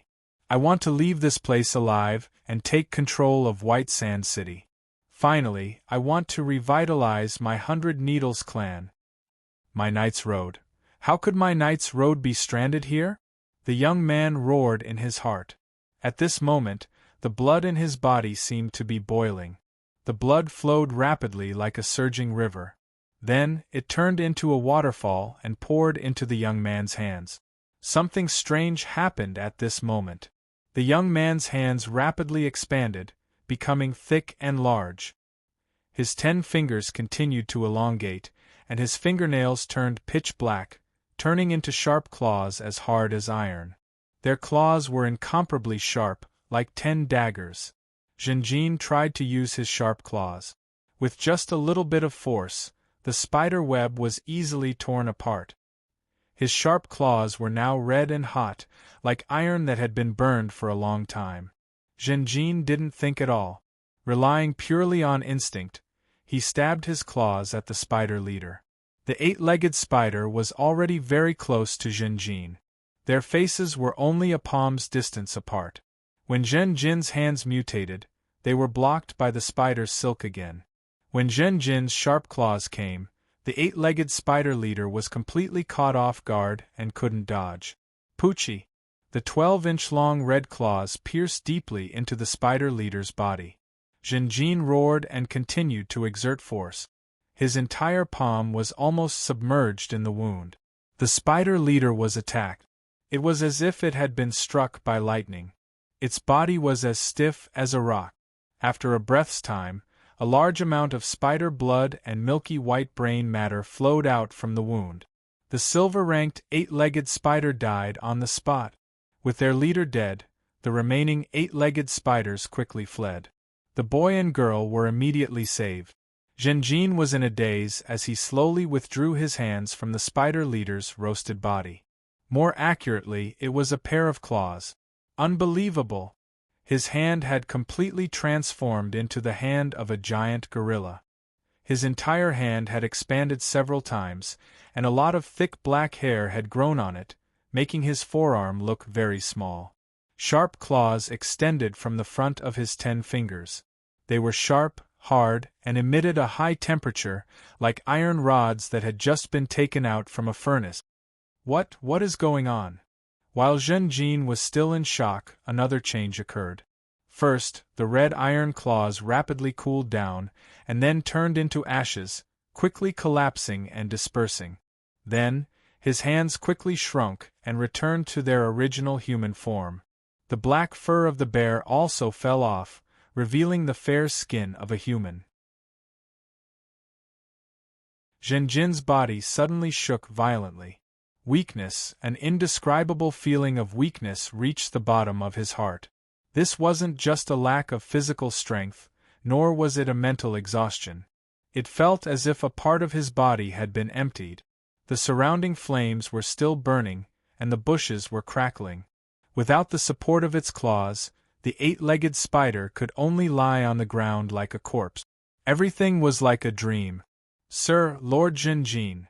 Zidi's voice seemed to come from the horizon, and it became clearer and louder. Under the urging of this voice, Zhenjin finally reacted. Hiss! The youth immediately sucked in a breath of cold air. 2 of the 8-legged spider's tentacles were still stuck in his back. Clenching his teeth, he pulled out the tentacles, which immediately drew blood. After taking out medicine and randomly sprinkling it on the wound, Zhenjin immediately rushed to Zidi's side. He didn't have a dagger, but the spider's tentacles were sharper. Using the tentacles, Zhenjin cut open the spider web and rescued Zidi. "Sir, you've awakened your fighting spirit?" Zidi asked in surprise. Zhenjin's head moved. "Zidi was lying on the ground just now, and my back was facing her. She didn't see the changes in my hands. No. I used the tip of the spear to pierce through the spider web." Zhenjin didn't think much about it and subconsciously hid the secret. The changes just now were extremely abnormal, and it seemed that the youth subconsciously didn't want to say it out loud, so as not to worry his fiancée. "That hateful yellow algae ran away. We must find him and teach him a lesson," Zidi said fiercely. If the yellow algae hadn't run away, the youth and the girl wouldn't have fallen into such a dangerous situation. Zhenjin nodded and was about to speak when there was a loud bang. It turned out that a large tree bathed in flames had fallen to the ground. Sparks flew everywhere and the fire grew bigger. "Let's get out of here." Zidi wanted to bandage Zhenjin's wound, but she was stopped by Zhenjin. Although the wound was deep, it had already stopped bleeding. With his current vitality, escaping from the fire was the most urgent thing. "Wait, this is good stuff. You can't lose it." Zidi pointed her finger at the corpse of the 8-legged spider leader. Her eyes were shining brighter than the flames. Thus, the youth and the girl dragged the 8-legged spider and quickly escaped from the fire. Just as they reached a safe distance, the 2 of them heard a dull buzzing sound. Then, an uncountable number of poisonous fire bees flew into the sea of fire. The scale was so large that it covered the sky. The number of poisonous fire bees was too large, and the fire that spread for miles was quickly contained and then slowly extinguished. Zhenjin and Zidi were suffering from the fire poison.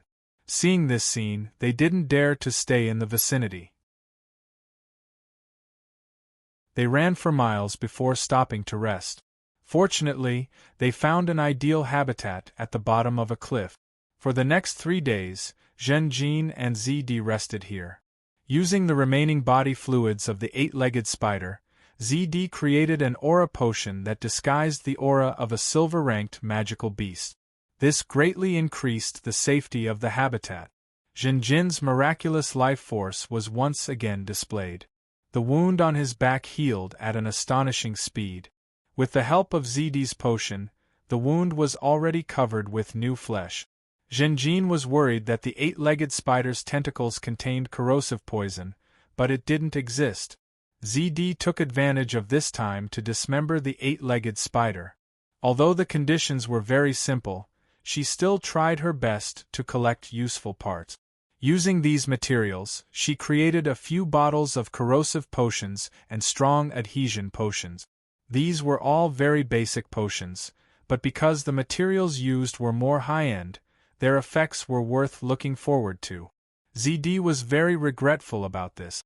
For the past 3 days, she would nag from time to time, "If the conditions were better, I could definitely create an agility potion. It's a pity that these materials can only be used to create these little things." Jinjin comforted her with a smile, acknowledging the value of these little things in her mouth. ZD used the monkey-tailed bear and the cave's ores to create the flame-retardant potions and flame-retardant potions. They were all very useful.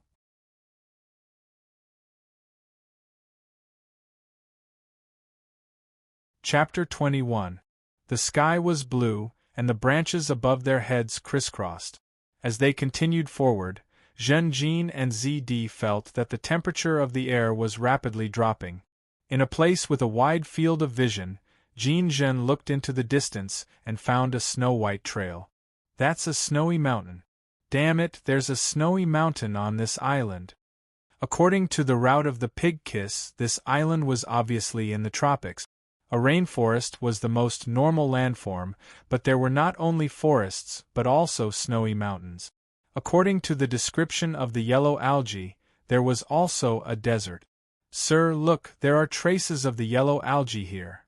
ZD made a new discovery.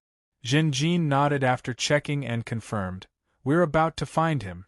Other than him, we might be able to find the other members of the exploration team." They had already adjusted the direction of their journey, because along the way, they not only found the tracks of the yellow algae, but also the marks left by the exploration team. In front of the pine trees blocking the way, Zhenjin raised the long-handled scythe in his hand and cut off the long threads hanging from the branches that almost reached the ground. He continued to walk. This long-handled scythe was made from a curved spider's tentacle. Other than that, Zhenjin, with the help of ZD, also made a few spider spears and a spider longsword. These newly made weapons were very sharp. Along the way, they brought great convenience to Zhenjin and ZD. The battle with the spider allowed Zhenjin's weapons and equipment to be greatly improved. The quality of the steel longsword was far inferior to the spider longsword. If it was in the past, Zhenjin would be very happy, but now he did not care too much. These days, he had been thinking about the strange change that happened not long ago. His hands suddenly changed into the sharp claws of a monkey-tail brown bear, and after stabbing the 8-legged spider, he even caused the silver-level beast to burn from the inside out, killing it in one blow. After that, he did not tell the truth to ZD, and his excuses were actually quite clumsy. But ZD did not pursue the matter. This fiancé's understanding made Zhenjin feel deeply moved in her heart. But what was going on? The first thing that came to Zhenjin's mind was the transformation spell. Drool could turn into a wolf, bear, or even a wyvern. Mages could turn into a sheep, and thieves could use camouflage. Could it be that I'm not just a holy knight? Do I have other part-time jobs? This guess was immediately dispelled by Zhenjin. No matter what kind of spell it was, there had to be a casting process. But at that time, the changes in his hands were very natural. There was no subconscious casting at all. Don't forget, the entire island forbade the use of low-level magic and qi. So, it's a bloodline awakening. Nobles possessed extraordinary bloodlines, and these bloodlines were often accompanied by obvious characteristics. For example, the Qingming Emperor's bloodline was the bloodline of the Templar. Including the Qingming Emperor, the direct descendants of the family all had silver-white pupils and snow-white wings. Half-elves with elven and human bloodlines also had pointed ears. Human nobles with demon or devil bloodlines usually had horns on their head. But why did my hands become like a monkey-tail brown bear's? Could it be that Zhenjin had awakened the bloodline of the brown bear? Not to mention the existence of such a bloodline, wasn't it too much of a coincidence? So, the biggest possibility is that ZD concocted a potion at the last minute to save me? Zhen Jin guessed that the potion produced during that irreplicable rescue was most likely a transformation potion, because at that time, ZD had infused a large amount of the monkey-tail brown bear's blood into Zhen Jin's body. And the blood was the main ingredient of a certain transformation potion. When Zhen Jin was saved, the transformation potion's effect was hidden in his body. It was only when Zhen Jin was facing the eight-legged spider that the potion's effect erupted. Zhen Jin felt that this was the most likely possibility, so there were even more guesses. Is the transformation potion's effect still there? Can it erupt a second time? If it erupts again, how long can it last? Zhen Jin hoped that he could erupt again, and that this kind of change could still occur. Because this was a trump card. This trump card was very powerful, and Zhen Jin relied on it to directly kill a silver-level beast. Although there were various advantageous factors, the terrifying attack power of the claws could not be denied. As for the possible erosion of strength, bloodline contamination, and other problems after taking this transformation potion, Zhen Jin could only temporarily put it aside. Now he couldn't care less about these things. Everything should be to ensure survival. These hidden dangers could be completely purified in the future by the priests of the Holy Cathedral. The wind started to blow. The trees rustled and the forest stirred up a mix of dark, thick, and light green pine waves. The wind seemed to be blowing from the snow mountain, causing the air temperature to drop rapidly. This did not cause any trouble for Zhen Jin and ZD. Although their clothes were thin, they carried many pieces of hot ore. They followed the traces all the way. A gurgling mountain spring appeared in front of their eyes. This should be underground water. Zhen Jin guessed after observing. The spring water here is very clear and cold. He was not in a hurry to drink, even though their water storage had already dropped to the alert level. Water sources in the wild were not so safe. Drinking water rashly was likely to cost their lives. There are a lot of animal tracks here. There shouldn't be a problem. ZD pointed at the soil around the spring, and suddenly her expression changed slightly. Wait, Lord Zhen Jin, look over here. On the other side of the mountain spring, they saw a lot of human footprints. These footprints surrounded the mountain spring, and it was obvious that many people had squatted here to collect the underground spring water here. Very good, some of the footprints are still very new. It seems that we are very close to the exploration team. But now, let's fill up the empty water bag first. Zhen Jin said. They began to collect water. Fortunately, they found the water bag, otherwise, without a container to store water, it would be very inconvenient to explore in the wild. ZD squatted on the ground, stretched out her arms, opened the small mouth of the water bag to the maximum, and lowered her head to fill the water. Zhen Jin's posture was very particular. He did not lower his head to fill the water, but had to keep his head up, glancing from time to time, while filling the water and scouting the surroundings. In the wild, there were many ferocious beasts that specialized in using water sources to wait for prey. Once the prey lost their vigilance because of drinking water, these ferocious beasts would pounce on their targets like lightning and hunt them down. The human army also had similar training content. When drinking water, one had to raise his head at all times to prevent a sneak attack by the enemy. Therefore, when the enemy appeared, Zhen Jin was the first to notice and loudly reminded ZD. The two of them quickly stood up. 1, 2, 3, some revealed themselves in the forest, some stood up from high mountain rocks, and some were faintly discernible in the grass. Soon, the boy and girl found that they were surrounded. Most of these people were wearing sailor clothes, and their faces were tanned from the sun and wind.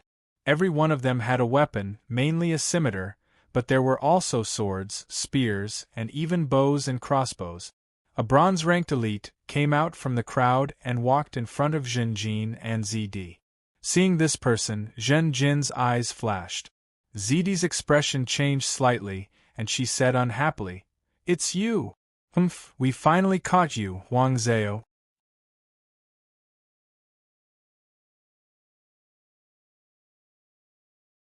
Chapter 22. A few days ago. Who is it? The sailor in charge of guarding suddenly shouted, nervously clenching the spear in his hand. A suspicious humanoid shadow came out of the bushes. After glancing at the sailor, it fell to the ground and fainted.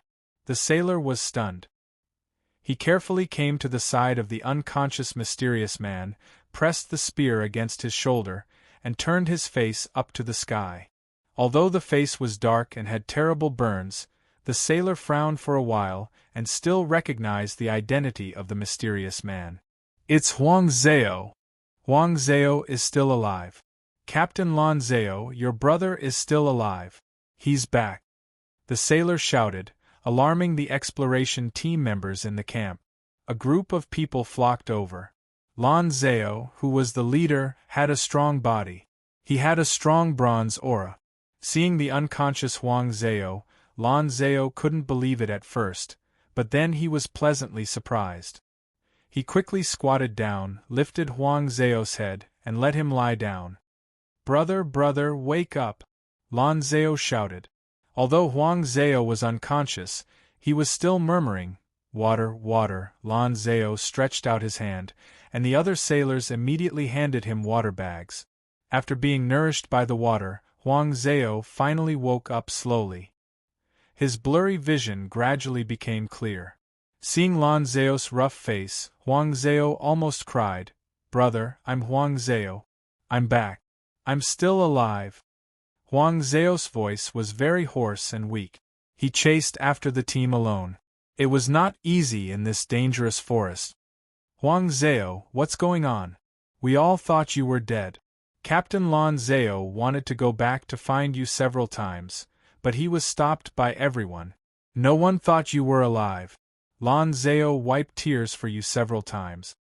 An old man squeezed into the crowd. His face was full of wrinkles, his body was thin, and he wore a pair of cracked glasses. He had a large white beard. Because he had not cleaned himself for a long time, his white beard had turned black and gray, like a rag that had been used for a long time. This old man was Tsang Su. He was an old scholar who had served the nobles for many years. Everyone in the exploration team respected him. It was because of his guidance that the exploration team walked out of the desert. "Thank the gods, thank fate, you're still here, you're still alive. Oh my God, this is a miracle!" Cyanobacteria shouted. "Quick, tell your brother. What happened to you?" Lan Zhao was also very curious. Xian Zhao snorted coldly. "I didn't die at all. It's just that he was temporarily unconscious at that time." He briefly recounted the development and outcome of the matter. Lan Zhao was deeply moved.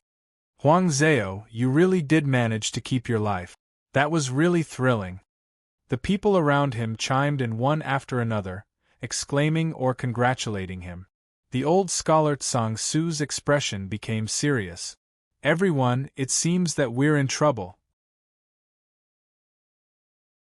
"What kind of trouble?" someone asked. "No matter how troublesome it is, I won't abandon my brother. We'll fight the spiders to the death." Lan Zhao's eyes flashed with killing intent. His attitude was very resolute. Xian Zhao said, "There are no spiders following me. Everyone, don't worry. As long as we escape from their hunting grounds, those spiders will climb back into the canopy. I stayed with them for a few days. Moreover, that fire at the end probably burned all the spiders to death." Xian Zhao's tone was full of pride. The danger was over. His escape this time had turned into something he could brag about. The old scholar shook his head. "I'm not talking about the spiders. I'm talking about those two people. Those two people died long ago, although it's a pity," Xian Zhao said. He did not directly tell them about his escape. Instead, he said that the eight-legged spiders had attacked Zhenjin and the others. He was lucky and took the opportunity to escape after being spared. "They might not be dead." The old scholar sighed. Cyanobacteria muttered, This island forbids low-level magic and do-chi. How can those two young people escape the wrath of the eight-legged spider? The old scholar was still frowning. The strength of an iron rank is indeed restricted on this island. But what about silver level? Gold level? We don't have such a strong person among us, so we can't be sure if such strength is also restricted. Xian Zhao couldn't help but widen his eyes. Mr. Tsang-su, do you think that those two are silver level or even gold level? That's impossible. They're too young. Moreover, I didn't feel any silver or gold level aura from them. But that girl seems to be a black iron level magician. The old scholar laughed and shook his head slightly. There are many young magicians. The White Wolf General of Cold Iron City is only 17 years old. The great magician of the Golden Rose family, Sable, is only 16 years old. The assassin Luo Shi, who rose recently, was discovered by the Assassin Alliance from the civilians. It is said that he is only 18 years old. It can't be. These people are all big shots in the future. They are too far away from us. Don't tell me that I've met such a person so casually? The old scholar's voice was very low. The possibility is very high. According to your description, that girl is young and has black iron level strength. She can't be ignored. Then what kind of power did she have? That girl called the young man sir. Then what is this young man's status and strength? You can think about it. Everyone fell into deep thought. The two brothers, Xian Zhao and Lan Zhao, started to look bad. The old scholar waited for a moment and continued, I think that the young man not only has a high status, but he is also very strong. It is unlikely that he is a gold level, but it is very likely that he is a silver level magician. Mr. Tsang-su, do you have any evidence? Lan Zhao asked, why do you think so? Tsang-su smiled. Let's think about it from another angle. Let's say that you found someone who was asking for help. To save this person, you would have to face more than 10 bronze-level 8-legged spiders. Including you, there are only 2 people in total. If you are not a silver or gold-level magician, how would you dare to provoke these spiders and take the risk to save them? Lan Zhao opened his mouth wide and was speechless for a moment. So, these 2 people are most likely not dead. I offended a silver-level magician, or even a gold-level magician. Xian Zhao muttered to himself, the corner of his mouth twitching. I shouldn't have run away. I should have returned the dagger to them. I was wrong. I made a big mistake. Xian Zhao grabbed Lan Zhao's arm tightly and shouted. Under great psychological pressure, he finally chose to confess. When everyone heard that he ran away and took the crucial dagger, their faces changed. Mr. Tsang-su, what should we do? Lan Zhao was also out of ideas. He could only look at the old scholar for help. Everyone, don't panic. Tsang-su raised his hand and calmed everyone down. Things haven't reached the point of no return yet. Everything that happened before was just my guess. The 2 of them might have become food for the spiders or died in the sea of fire. Isn't that right? But didn't you just say that the 2 of them might have already dealt with the problem and are chasing after us? We have left marks all along the way. Lan Zhao's face was very conflicted. Tsang-su nodded and stared at Lan Zhao. His eyes were deep. So, we have to turn around and go back. We have to confirm whether the 2 of them are alive or dead. If they are dead, we might be able to pick up some excellent equipment. If they are still alive, they are in some kind of trouble. We have to help them and repay them for saving Xian Zhao's life. We have to atone for Xian Zhao's escape. If they are chasing after us, I strongly suggest that unless it is absolutely necessary, we should not resist. Think about it carefully. Do you think we can fight against someone who can deal with the 8-legged spiders? Surrender. Surrendering is a very good option. Don't forget we were once on the same boat. We have all been reduced to this place. They need us. The big shots need subordinates. At the very least, they need enough people to control the boat. Scholar Tsang Su's words made everyone nod. Then what should I do? Xian Zhao asked anxiously. Don't worry, I am here, little brother. Although Lan Zhao said this, his tone was obviously lacking in confidence. Tsang Su looked at Xian Zhao sincerely. Fighting head-on will only lead to your own death.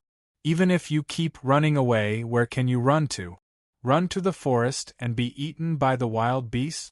Follow my plan. This is your best chance of survival. Remember, if the two big shots are still alive, you must do your best to show them the value of your survival. Don't be stingy with your belongings. Even if the big shots don't want them, you must still contribute. You must fully express your remorse. Xian Zhao nodded continuously, doing his best to remember Tsang Su's words in his heart. Just like this, the group turned around and went back the way they came. At the mountain spring, they encountered Zhen Jin and ZD. They took the initiative to show themselves. Xian Zhao walked out of the crowd and stood in front of the young boy and girl. It's you. We finally caught you, Xian Zhao.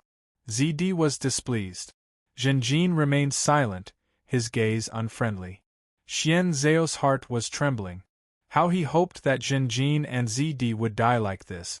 But now, the two of them were standing in front of him, perfectly fine. Even if Xian Zhao was a rough man with a muddle-headed nature, the old scholar Tsang Su had already explained the meaning of his words clearly. Then, Xian Zhao saw the new weapons that Zhen Jin was equipped with. These spears, scythes, and swords were obviously assembled with the forelimbs of spiders and wood. They killed the silver-rank spider leader. Why am I so unlucky to encounter two big shots? Clang. Xian Zhao threw the scimitar in his hand on the mountain rock. Then, with a plop, Xian Zhao knelt on the ground, his forehead hitting the ground hard as he begged for mercy. Sirs, I am Xian Zhao, I was the one who ran away. I was wrong, I committed an unforgivable crime. This lowly one will not resist. If you want to kill me or torture me, it's all up to you, sirs. The young boy and girl looked at each other, somewhat confused. What was going on? After they were surrounded, they thought that these people were going to harm them. In the end, Xian Zhao directly admitted his guilt and surrendered. Sirs, this old man's name is Tsang Su. I am a scholar who once served the Sand Tower family for 38 years. The old scholar walked over at this time. Behind him was a brawny man, Lan Zhao. Zhen Jin did not speak, but ZD took half a step forward and took the initiative to speak. I am ZD, the current president of the Wisteria Chamber of Commerce. Now I am honored to introduce you all. The person in front of you is a noble bloodline holder. His bloodline can be traced back to the legendary magical beast, the Golden Stinger Queen Bee. He is the only heir of the 100 Needles family, a holy knight, and a candidate for the White Sand City's mayor this time. Wisteria Chamber of Commerce? When ZD just opened her mouth, someone could not help but exclaim in a low voice. This famous Chamber of Commerce, these people had more or less heard of it. Holy Knight? When ZD said this, it caused another round of exclamations. Lan Zhao's body shook. Xian Zhao kneeled on the ground, not daring to raise his head. His ears began to buzz. 100 Needles family. The old scholar Tsang Su's pupils shrank. He knew more about the nobles than Lan Zhao, Xian Zhao, and the others. Tsang Su knew that the 100 Needles family was not simple. Although this family suffered heavy losses because of the war against the Empire, they were still a great noble family in the south. The current leader of the 100 Needles family was a gold-ranked powerhouse. Although he suffered heavy losses, he still could not be underestimated. And the young man in front of him was the only heir of this family? Tsang Su's face showed a respectful expression. He bowed and said in a deep voice, Tsang Su is honored to be here to greet the two sirs. Lan Zhao kneeled on the ground. Lan Zhao greets the two sirs. Sirs, Xian Zhao is my younger brother. I am willing to use my own life as the price to beg the two of you to forgive his sins. Brother! Xian Zhao raised his head, straightened his upper body, and looked at Lan Zhao in shock. His forehead was already covered in blood. Zhenjin was expressionless and silent. His actions brought more and more pressure to the others. Sirs. The old scholar spoke again. Please allow me, an outsider, to be honest with you. Zhenjin finally spoke his first sentence. Song Su exhaled and continued. Xian Zhao committed an unforgivable sin. He tried his best to rush back to his brother's side. He was frightened and panicked. He was so weak that he fainted. This reckless and cowardly young man was indeed fleeing in the face of death. But after he settled down, he was even more tormented by his guilt. He fell into deep remorse and self-blame. He did not hide anything and told us the truth. He also begged for everyone's help to rush back to the spider forest to rescue the two sirs. It is because of this that we are fortunate enough to meet the two sirs here. Sirs, please consider Xian Zhao's repentant heart and punish him lightly. Xian Zhao and Lan Zhao looked at Song Su with gratitude. ZD looked at the two brothers kneeling on the ground and could not help but sneer. This lowly and cowardly person deceived the Lord Zhenjin and concealed the existence of silver magical beasts for his own selfish reasons. Then he fled at the last moment and put the noble bloodline in danger. He repaid kindness with enmity. Scholar, are you advising us to be lenient with people like this? Song Su nodded and smiled. This is the first time I have met the two sirs. It is indeed too offensive for this old man to say these words. But in fact, the two of them are not soldiers of the Empire. They are only sailors on the Pig's Kiss. They can't be considered deserters, right? Sigh, these two brothers are actually pitiful people. They were born as fishermen and lost their parents at a very young age. The two brothers can only rely on each other. If sirs want to execute the younger brother, then I am afraid the older brother will not live alone. Lord Zhenjin, you are a holy knight, a knight among knights. You were born noble and have a bright future, like the clouds. But these two brothers are only ants in the mud. Lord Zhenjin, you will definitely be the future lord of White Sand City. At that time, your brilliance will shine over the entire city, and your kindness will nourish all the citizens. Why are you so stingy with these two little ants? If your excellency forgives these two pitiful and pathetic little ants, I believe that they will repent for the rest of their lives and remember your excellency's compassion and benevolence. They will do their best to repay your excellency's kindness. ZD raised her eyebrows and looked deeply at Song Su, but did not speak. Song Su used his foot to lightly kick Lan Zhao, who was kneeling on the ground. Lan Zhao shuddered and hurriedly said in a loud voice, Sir, please be merciful and give us brothers a chance to confess our sins and repent for saving our lives. Please be magnanimous and reluctantly accept us as lowly servants. From now on, we will follow Sir's orders. Huang Zhao did not speak and just kept kowtowing. The two brothers' begging attitude moved the others. Sirs. ZD looked at Zhenjin, waiting for him to make a decision. Everyone looked at Zhenjin. The old scholar Song Su lowered his head and looked at the ground. Seeing the two brothers' blood-stained faces, Zhenjin expressionlessly said, saving the dying and helping the injured, supporting the weak, this is the creed of the Temple Knights. It is because of this that I saved you in the spider forest. Do not overestimate people, but also do not underestimate them. This is the family motto of my 100 Needles clan. Therefore, Huang Zhao, Lan Zhao, I am willing to give you two a chance. I hope you can use your loyalty and practical actions to change my view of you. Thank you. Thank you, sirs. Huang Zhao and Lan Zhao were overjoyed. The surrounding people let out a sigh of relief. When they looked at Huang Zhao and Lan Zhao again, many people couldn't help but reveal looks of envy.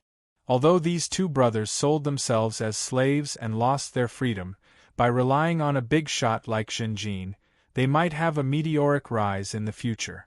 Song Su bowed again and said, Lord Jinjin, your magnanimity is like the earth, your kindness comparable to the sun. I praise you, you will be our flag. Under your leadership, we lowly people will be able to move forward. Jinjin looked at the people around him. His body was as straight as a spear, and his calm voice was clearly transmitted to everyone's ears. The temple's radiance shrouds every inch of land. The Empire's military flag protects every citizen of the Empire. Follow me, I will lead you out of here alive. Yes, sirs. Everyone responded in unison and half knelt on the ground.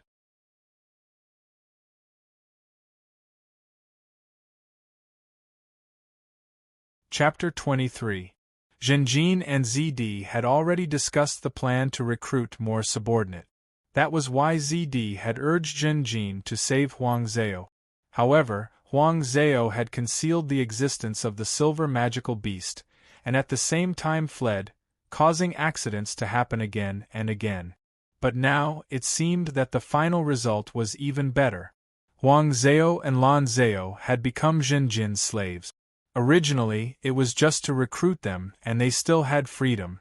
But now that they had become slaves, they had lost their freedom. The brothers were both bronze level, and slaves with this kind of strength were quite valuable.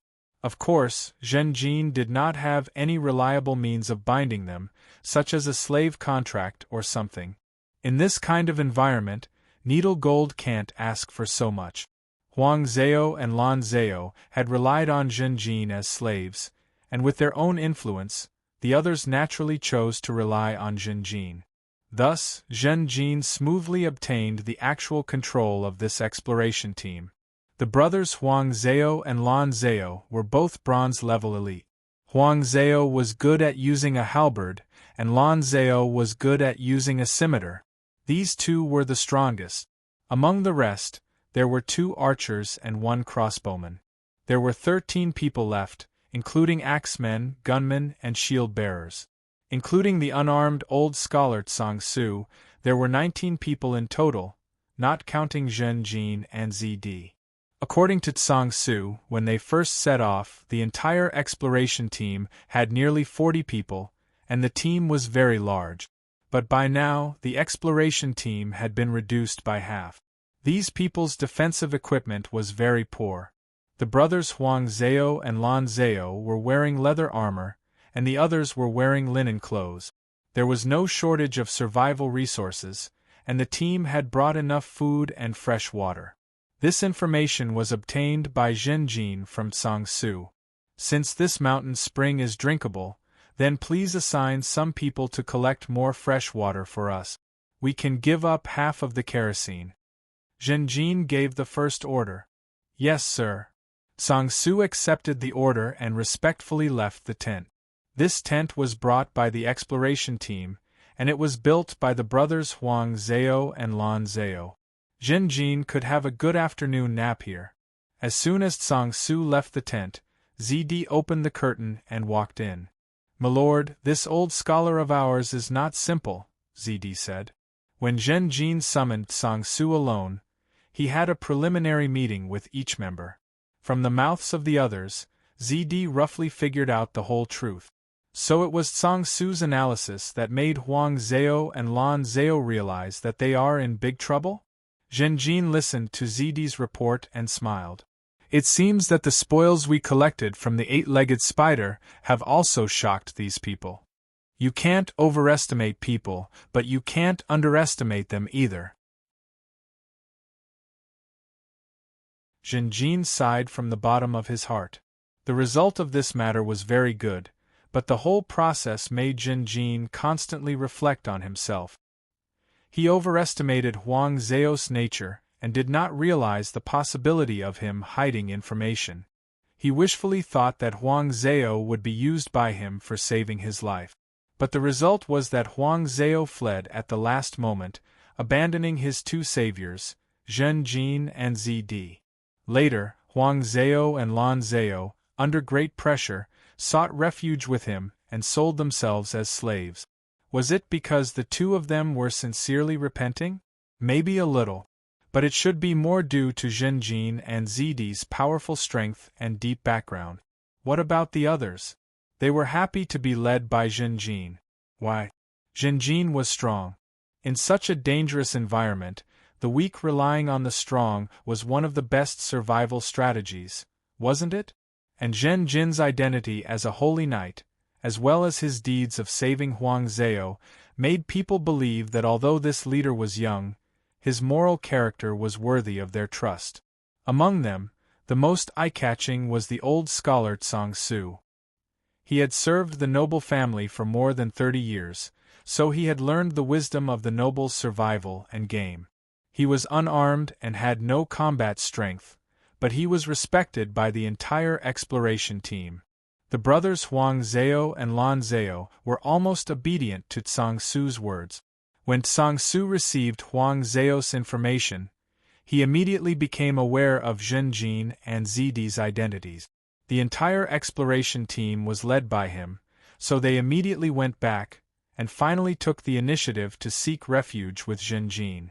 Huang Zhao and Lan Zhao became his meeting gift to Zhenjin, but even if the brothers sold themselves as slaves, they were still very grateful to Tsang Su.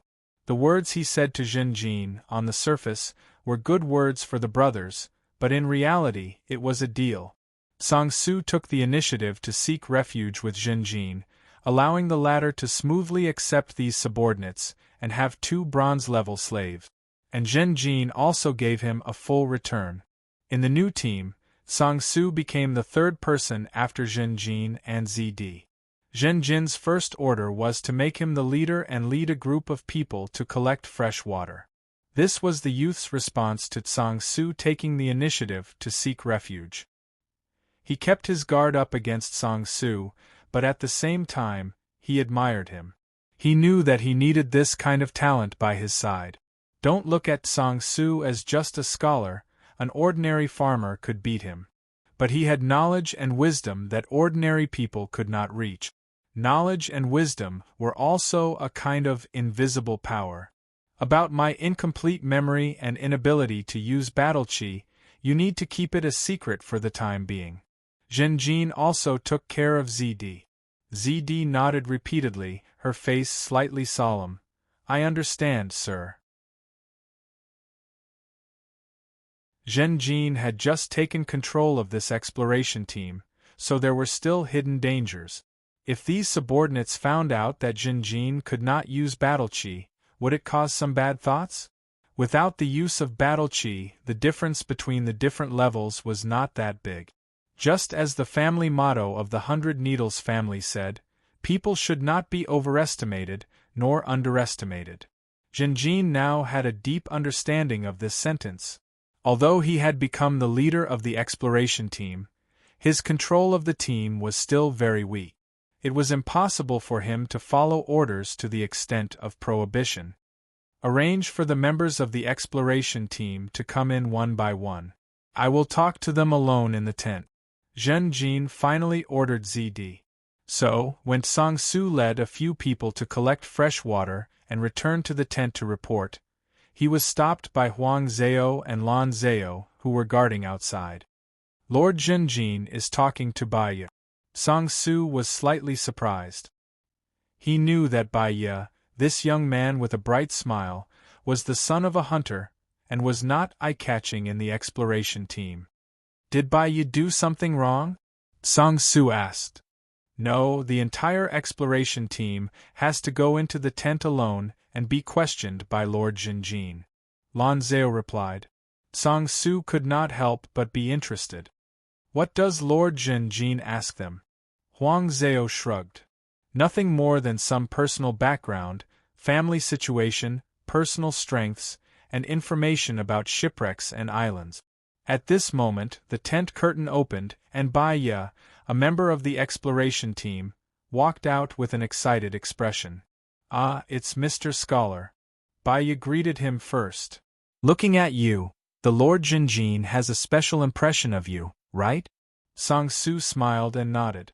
Baiya grinned. Of course not.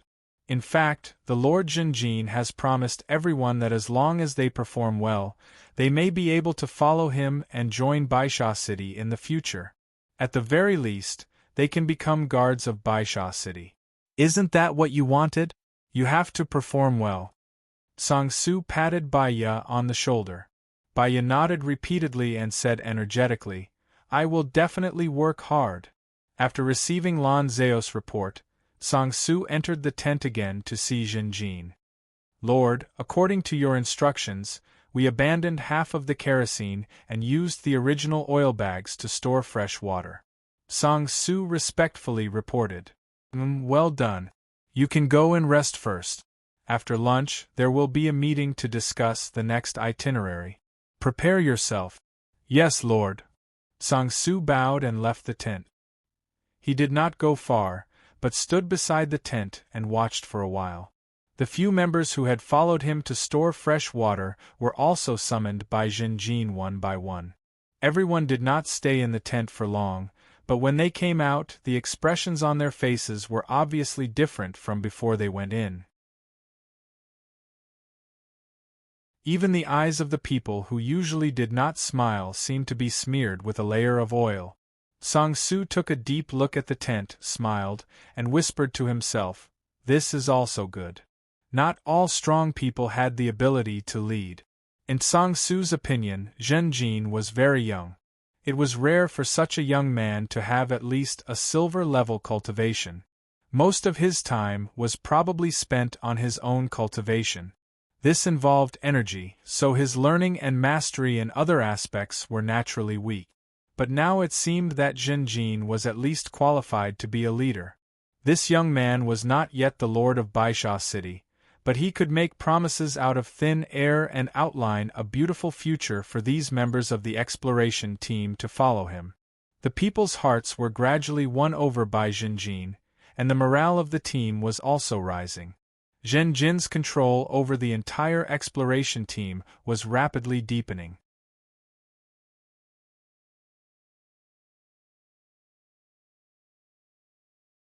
Chapter 24. The meeting in the afternoon was held in the tent. There were a total of 4 people attending the meeting. Jinjin, ZD, Sang-Soo, and Lan Zeo. A few animal skin maps were spread on the ground. One of them was the largest and was placed in the center. Jinjin pointed at the largest map and said, This is what ZD combined with all the maps we have. All of them cast their gazes on the map. Up north, down south, left, west, and east. At the northeast end of the animal skin map, there was an anchor.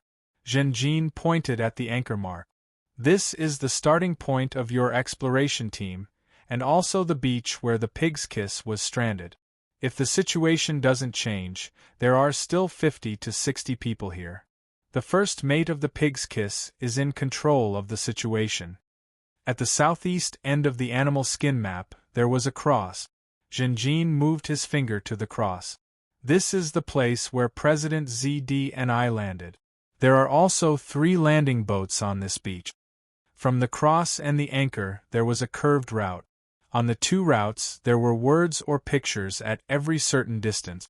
These 2 routes represented the routes of the 2 exploration teams, ZD and Sang-Soo.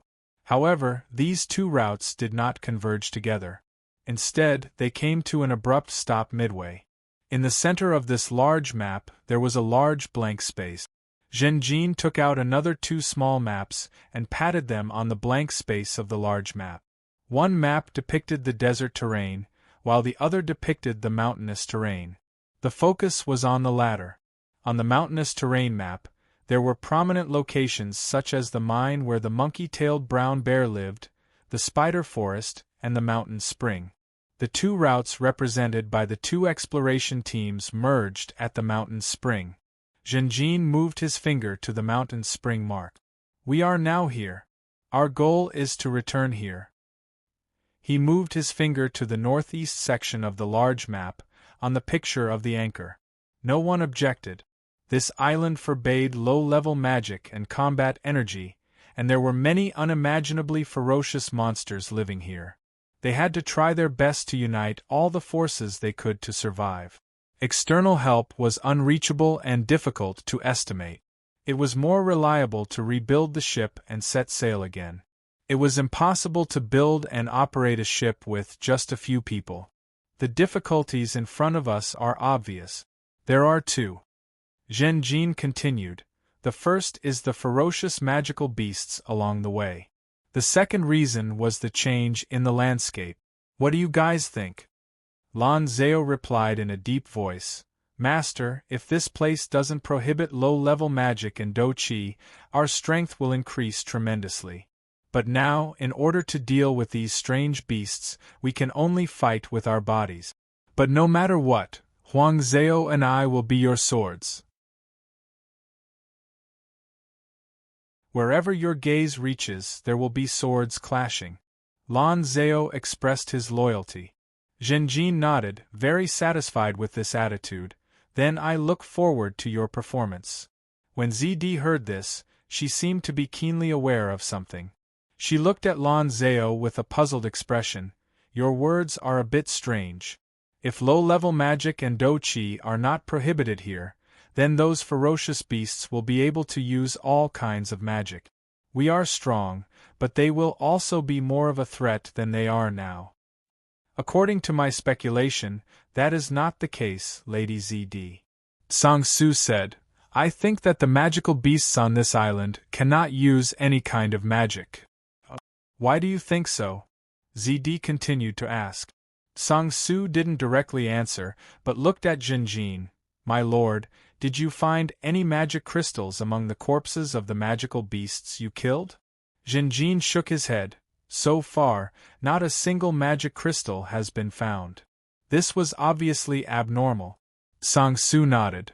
Although we did not kill any silver-level beasts along the way, but we did get a lot of bronze-level and iron-level magical beasts' corpses.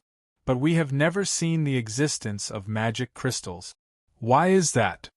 The formation of magic crystals is a result of the magical beasts living in an elemental environment for a long time.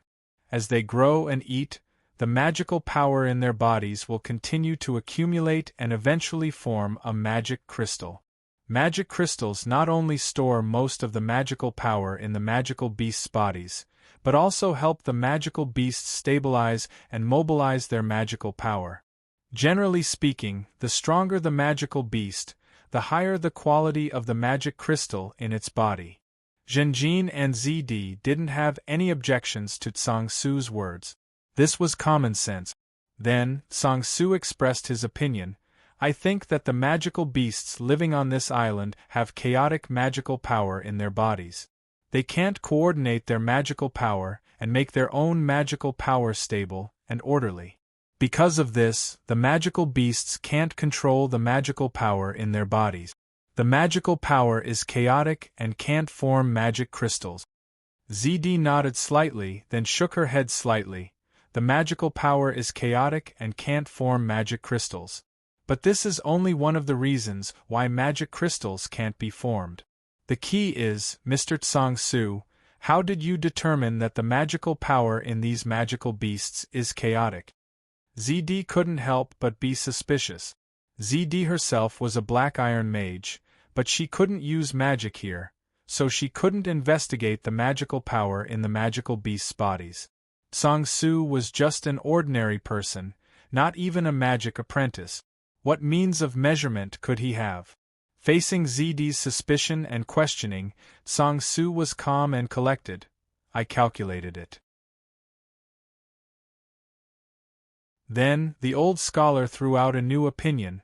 First of all, I think that these magical beasts on this island are not natural. They are all man-made. Man-made magical beasts? Zhenjin and ZD looked at each other and saw the surprise in each other's eyes. As for Lan Zhao on the side, he probably heard Sang Su's judgment a long time ago and didn't show the slightest bit of surprise. Then, how do you determine that these magical beasts are not natural? Or are they man-made? Zhenjin asked. Sang Su slowly explained, Since I came to this island, I've dissected many magical beasts and found that although they have a stable circulation and their organs cooperate closely, as if they were born this way, they are actually not natural. ZD frowned slightly, pondering Sang-Soo's words. Not natural? Yes. The old scholar nodded, his eyes deep. They all lack the charm of nature. Don't you think that these magical beasts are pieced together? ZD muttered. I once dealt with the corpse of a brown monkey-tail bear. It was a silver-ranked beast that died at the hands of Lord Jinjin. It had the tail of a monkey, the torso of a bear, and the palms of an orangutan, but the front of its fingers were hard and slender iron claws. At first glance, this brown monkey-tail bear looked like it was pieced together by an orangutan, a monkey, and a brown bear. But in fact, its internal bone structure was very reasonable. It had 2 hearts, and the rest of its internal organs perfectly supported its physique. I'm a low-ranked mage. When I was studying, I put the most effort into potioneering. I've collected many materials and am familiar with the structure of most creatures. Although this is the first time I've seen such a monster, I think that its physique is very perfect. It's not some kind of disability, mutation, or useless body. What's so unnatural about it? Zhen Jin's head jumped slightly. When ZD mentioned the brown monkey-tail bear, it made him think of the changes in his hands. In a desperate situation, his hands suddenly changed, turning into the sharp claws of the brown monkey-tail bear, and killed the 8-legged spider with a single blow. After that, his hands returned to their original state. Due to some unknown mentality, Zhen Jin chose to hide this matter and did not tell ZD. ZD mentioning this now is also to show off my strength. Zhen Jin immediately thought of ZD's intention. Sure enough, in the next moment, he saw Lan Zhao's eyes widen, looking at him with admiration. Lan Zhao praised from the bottom of his heart, Master, your strength is really strong. Lord Jinjin, your talent is amazing. Your bravery and battle achievements will be widely praised. Sang-Soo also added, and then looked at ZD. Master ZD, you are absolutely right. I fully believe in your judgment. Their life form is indeed very reasonable and stable. I do not have the talent to be a mage, nor have I come into contact with potions, but I have been fortunate enough to read many books. Among these books, some of them were the history of various families. These histories described in detail how certain noble families rose to power, how they managed their territories. Their early pioneering history was actually a struggle against the environment, a process of using human strength to tidy up nature. The content recorded in these books included clearing out the knoll thieves, resisting the beast tide, hunting the wolves near the village, expelling the wild boars in the fields, and so on. In order to guide the future generations of the family, the sages who compiled these books left behind many meticulously drawn illustrations, detailing the forms and habits of wild beasts and magical beasts, as well as how to effectively resist and kill them. It was because of these contents that I learned a lot. After some thinking with my stupid mind, I also came up with many superficial but interesting conclusions.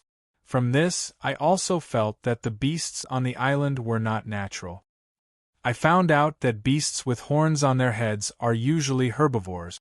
Their horns are the main weapon used to defend against predators. As for the more ferocious carnivores, their teeth are longer and sharper, their muscles are more developed, and they are good at running, especially in short bursts. Some of them even have pads under their sharp claws, which are more conducive for them to quietly approach their prey. At this point, Sang-Soo's topic changed slightly. Not long ago, in the place where the yellow algae had not found us, there was a hill, the forest was relatively sparse, the temperature was low, and occasionally the wind would carry a little bit of snow. That was the end of our current exploration, and there, we caught a glimpse of a gold-ranked magical beast. It was an elk, with huge white bone antlers on its head, like the branches of a tree. This elk ate meat and did not eat grass, and it also had a pair of huge snow-white wings on its back. I secretly named it the white bone feather deer. Although it was a hurried encounter, I feel that its bone structure must be very reasonable, and could support its daily activities. But it is not natural. You see, its body is not suitable for flight, a pair of huge wings at most allows it to glide. It eats meat, lives in nature, and preys on other animals. But it has horns. The horns are used for defense, not for attack, not for hunting, not for hiding. Let's take the monkey-tailed brown bear that Sir killed. When the monkeys swayed in the forest, their tails would maintain their balance, and when they jumped in the air, they would stabilize their direction. But does the brown bear need it? It is very heavy. What kind of tree can withstand it? Does it jump often? The monkey's tail is on its body. Does it make us feel a little redundant? Moreover, the palm of an orangutan is similar to a human hand, and the biggest difference with the claws of many beasts is that the orangutan has a thumb. This structure is good for the orangutan to hold on to the branches when moving between trees, but in the hands of the monkey-tailed brown bear, such a palm grew sharp claws. Isn't this superfluous? This is what I meant when I said it was not natural. Seeing that the people in front of him were deep in thought, Sang-Soo continued to speak with assurance. The first need of life is to survive.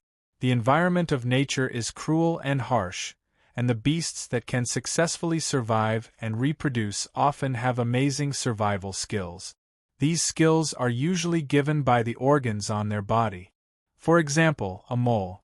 It has hard claws and teeth, and its body makes it very easy for it to drill holes. But it is almost invisible. In fact, it does not need to be seen, because the soil is dark, and there is no light. Instead, it is replaced by its nose. It has a very sharp sense of smell. This is life in nature. It has its strengths, and it also has its shortcomings. In its body, the advantages and disadvantages are unified, allowing it to find its most suitable position in the cruel competition for survival with other life. But let us look at the monsters on the island. They are too strong. Their structure is very stable, but there are contradictions and conflicts between them. Their position in nature is not clear. Just like the monkey-tailed brown bear that Lord Jinjin killed, does it need a monkey tail? It does not. Or the white-boned feather deer, does it need wide antlers? It also does not need them. The heavy antlers on its head are an obstacle to its hunting.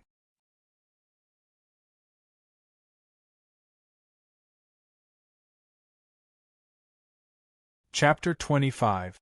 In the tent, Sang-Soo continued to speak with assurance. I served the Sand Tower family and lived in the desert oasis for decades.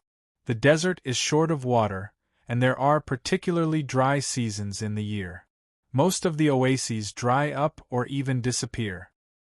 And where we came from, there was a kind of red frog. It would bury itself deep underground and drink as much water as possible. Its body would become several times larger to store as much water as possible. Then, when the drought came, they would not move at all, as if a bear was hibernating. At this time, they were unusually weak. They had no ability to move at all. At the same time, their bodies stored too much water, causing their skin to swell and become unusually weak and thin. However, it was precisely because of this change that this kind of red frog was able to survive the dry season. And the beasts that were much stronger than them were buried in the sea of sand. This is the charm of nature. The waterbag red frog has found a suitable place for it in nature. It has strong survival skills, but it is also very weak. To be able to survive in nature, it has already done its best. It has no way to grow claws, teeth, wings, and so on. The stronger the organ, the more nutrients it needs to grow. The more sophisticated the organ, the longer it needs to evolve. The competition in nature is very cruel and the pressure is great. It will not evolve into species like the brown monkey bear or the white-boned feather deer. If the environment is very loose and there is no pressure to survive, the creatures will be lazy, fat, and leisurely.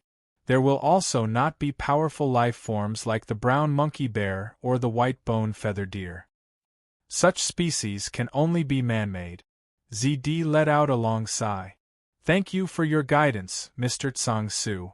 I truly admire your knowledge. Zhenjin nodded in agreement. Lan Zhao had long heard Tsang-su's analysis and echoed, if it weren't for Mr. Tsang-su, I'm afraid we would have died in that desert. Tsang-su continued, of course, all of this is just my guess. I have no evidence to prove it, but I am almost certain that these strange magical beasts are definitely not natural creatures. Apart from the possibility of it being man-made, it could also be a mutation caused by some kind of mineral or spell. Lan Zhao couldn't help but ask, then who could create so many magical beasts? Which big shot in the Empire was it? Could it be a god? Only the gods have the power to create things, right? ZD shook her head slightly. Mages are also possible. As far as I know, legendary mages can modify and manage demiplanes. Isn't this imitating the creation of the gods? Tsang-su sighed bitterly. Perhaps a legendary archmage, or perhaps a god in the upper echelons of the Empire, set up an experimental field of his creation here. This island was not small, but it had never been discovered. Its position was actually very close to the route of the Pig's Kiss. We were able to land on this island because of a shipwreck. It was a complete accident. Cyanobacteria's face paled. This island is too scary. To be able to hide this island and create so many monsters, how powerful was that person? It would be easier for him to kill us than to crush ants. Strange, why didn't he just destroy us? We have discovered his secret. Tsang-su whispered, maybe he isn't on this island for the time being. He went out? Or maybe he doesn't care at all. Our every move is under his surveillance. He watched us struggle here as a form of entertainment. When we were about to successfully escape from this island, he would make a move. Lan Zhao couldn't help but lose his composure. Then aren't we dead? For a moment, the atmosphere in the tent was quite heavy. In the face of such a great being, any escape plan, even the young knight's grand plan, was a joke. After a long time, Zhen Jin exhaled. Mr. Tsang-su's conjecture is thrilling, but I have to say it makes sense. Based on this conjecture, we can continue to speculate that the changes in the landscape here should be man-made. So, Mr. Tsang-su, do you think this is a divine spell to move the land, or a teleportation magic array? Tsang-su said, first of all, I personally think that the changes in the landscape are not targeted at us. It is too easy for the great being to target us and destroy us. There is no need to make such a big fuss. Secondly, compared to the divine spell, I am more inclined to believe that it is a teleportation magic array. We have personally experienced the changes in the landscape. The whole process was very fast. In a trance, we went from the desert to the forest. This is very much in line with the description of teleportation magic in the book. I think the changes in the landscape here are only because we were teleported. The landscape itself did not change. Otherwise, moving a large piece of land every once in a while would consume too much energy. Of course, all of this is still my speculation. It is like an ant guessing the scenery in the clouds. It is ridiculous and overconfident. Finally, I think that the teleportation mechanism that seems to have changed the landscape is probably one of the measures taken by the owner of this island to maintain the ecology of the island. ZD blinked. Sir, how do you judge this?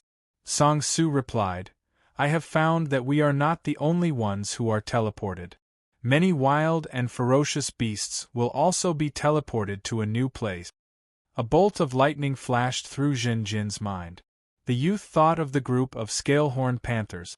The scale-horned panthers should have originally lived in the forest, but they ended up in the forest with the young boy and girl.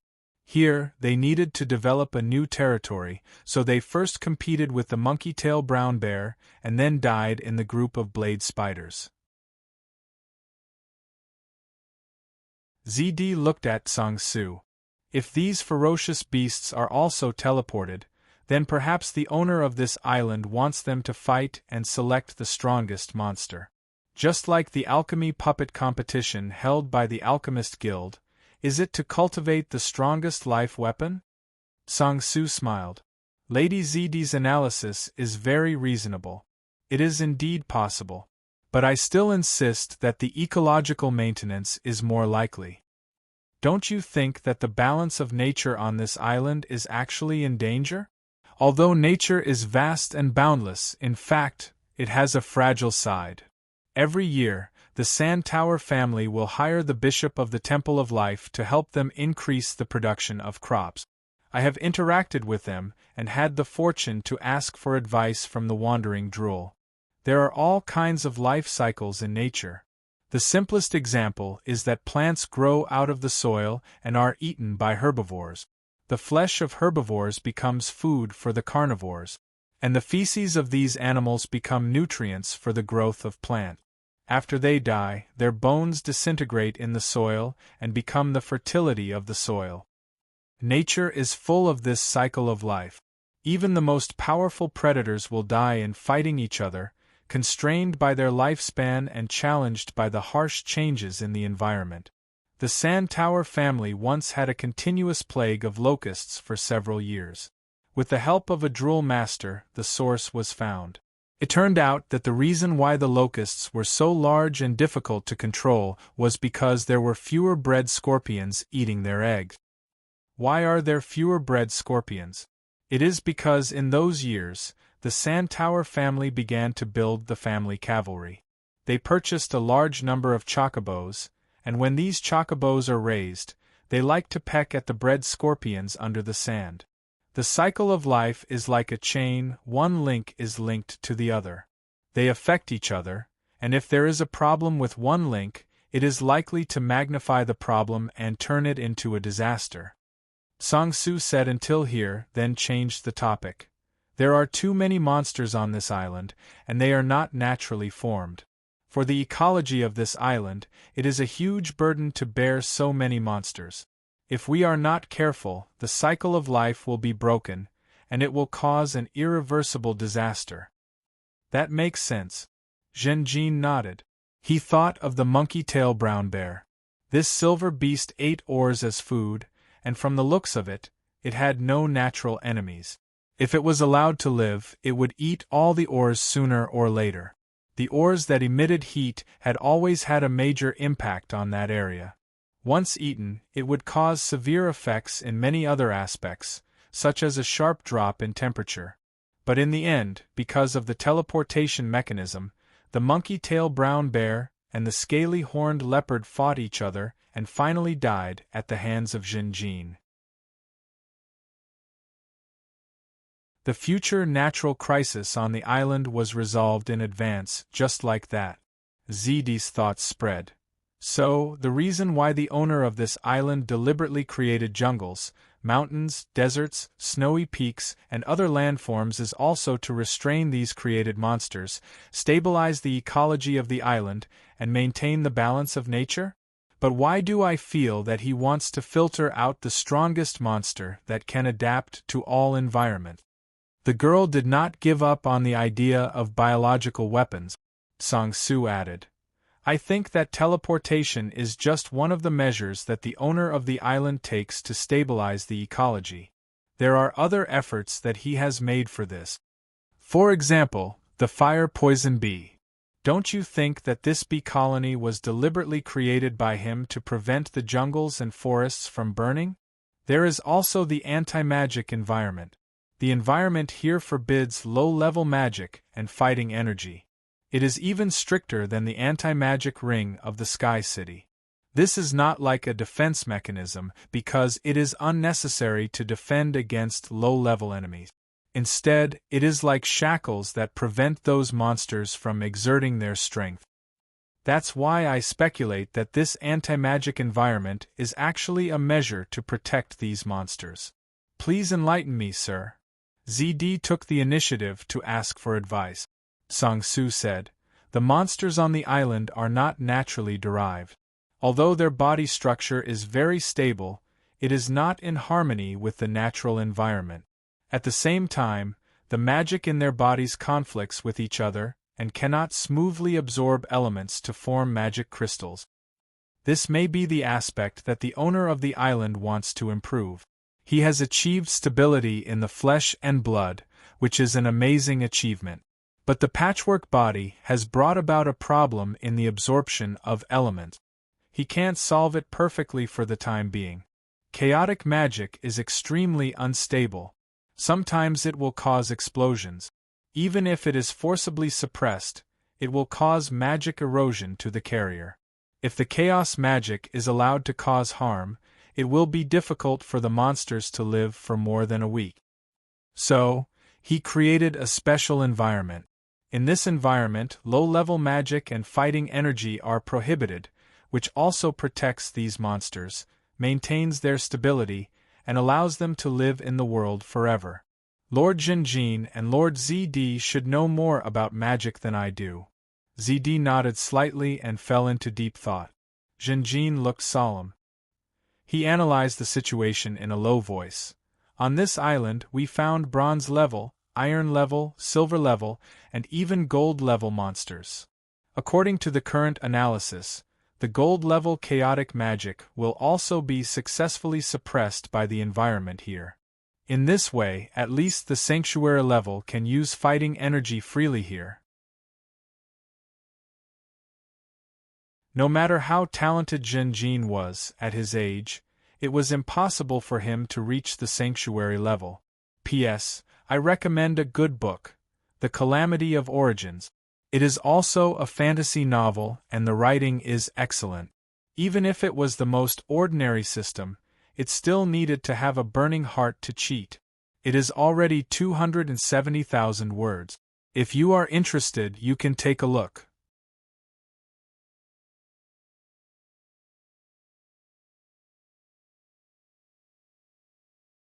Chapter 26. Then, Lord Jinjin, can you use qi? Sang Su asked. Jinjin shook his head, indicating that he could not. He had originally discussed with ZD to hide the fact that he could not use qi. But now that the conversation had reached this point, there was no point in hiding it. But Jinjin still covered up the fact that he had lost his memories. Sang Su sighed. If someone can use qi of gold or below, they can overturn my guess. I actually hope that my guess is wrong. Jinjin asked in return, Then, Mr. Sang Su, have you thought of a good way for us to overcome the strange magical beasts and environment here, so that we can smoothly reach our destination? Sang Su smiled bitterly. Sir, you overestimate me. I am just an old man with one foot in the grave. I have served the Sand Tower family for most of my life. The reason why I am leaving this time is to personally contact the beastmen in the final stage of my life, to explore the unique ecology of the continent of the beastmen, and to complete my academic work. I have named this work Theory of Evolution. I believe that although nature has always maintained a good cycle and balance, the forms of life that live in it are not unchanging. Whether it is us humans, dragons, wild beasts, or magical beasts, they are all slowly evolving. This evolution is closely related to the changes in the natural environment and the changes in the way life lives. Jinjin nodded. This will definitely be a classic work. Sang Su bowed and said sincerely, It was my misfortune to have suffered a shipwreck, but to have encountered so many strange beasts here makes me overjoyed. Because this will prove my theory of evolution from another angle. Because of this, I took the initiative to apply to join the exploration team. The purpose is to be the first to come into contact with these beasts. It is my honor to meet you here, sir. During this time, I will serve you with all my strength, dedicating my mind to it. I have failed to meet your expectations, sir, but please forgive my incompetence. After all, I am just a scholar. I understand. Jinjin nodded. He could tell. Huang Zhao and Lan Zhao sold themselves as slaves, but Sang Su didn't really have any thoughts of relying on him. What Sang Su meant was that he would assist Jinjin to the best of his ability while he was on the island. When he reached the Orc continent, he would part ways with Jinjin and move about freely to complete his book, theory of evolution. If I become the Lord of White Sand City, I will definitely help you gather information on the beastmen, Zhenjin continued. I can't thank you enough for this. Tsang-Su bowed deeply again. ZD suddenly spoke. If Mr. Tsang-Su's conjecture is true, then whether it is this island or the various magical beasts, they are all modified objects. In that case, there must be a central hub on this island. What do you think will happen if we find this central hub? This was a very bold idea. Lan Zhao hurriedly said, Isn't that too dangerous? To be able to modify the entire island and create so many magical beasts, we can't fight against it at all. He's simply courting death. ZD smiled and shook her head slightly. Actually, that is not the case. Everyone, think carefully. According to our previous analysis, there are two possibilities. The first possibility is that the owner of the island is out and not on the island. This is the best time for us to attack the central hub. The second possibility is that the owner of the island has always been there, but he didn't make a move. He is monitoring us, playing with us, or doesn't care about us. However, once we successfully escape from this island, he will definitely make a move to kill us in order to keep it a secret. So, rather than that, it is better to attack the central hub. Once the central hub is destroyed, we can stop the teleportation and return the island's environment to normal. We can use magic and fighting energy, and those beasts will collapse because of it. This is extremely beneficial for us to escape. Lan Zhao was speechless. Thinking about it this way, it seemed to make sense. ZD looked at Zhenjin again, her eyes shining brightly. Lord Zhenjin, we are going to the Orc continent to fight for control of White Sand City. If we can obtain this magic technology, we can create silver and gold level magical beasts in batches. Even if these beasts can only last for a short period of time, they will self-destruct. How much do you think this will benefit us? In an instant, Zhen Jin's heart palpitated. How extravagant it was to have a gold-level subordinate. Also, the word mass production sounded wonderful. What was even more wonderful was that the magical beasts created were not afraid of death and would really fight with their lives. This would give the enemy an extreme headache and even make them tremble in fear. Zhenjin looked at ZD's eyes. At this moment, the pair of purple crystal eyes seemed to be emitting the luster of gold coins. Zhenjin's understanding of ZD suddenly deepened. The young knight couldn't help but think. This young girl in front of him was indeed the president of the Chamber of Commerce. In order to pursue the huge benefits, she was even willing to temporarily throw away her own life. However, Zhenjin didn't express his opinion. Instead, he looked at Tsang-Su. Mr. Tsang-Su, what do you think?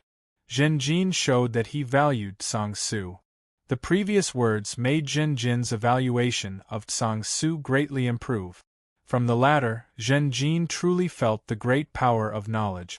Tsang-Su's broad horizons, rich knowledge and experience, as well as deep understanding, seemed to have helped Zhenjin and ZD unravel the mystery of this mysterious island. My lord, Tsang-Su said slowly, I don't agree with Lady ZD's suggestion. First, we don't know the exact location of the central hub.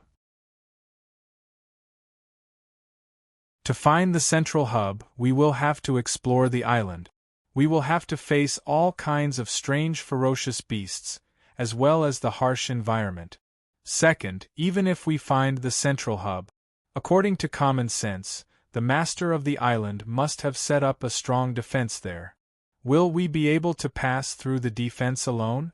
If we rashly attack the central hub, will we alert the master of the island who might be out? Third, the existence of the master of the island, the changes in the landscape, and these ferocious beasts are all my guesses. I don't have the most direct evidence.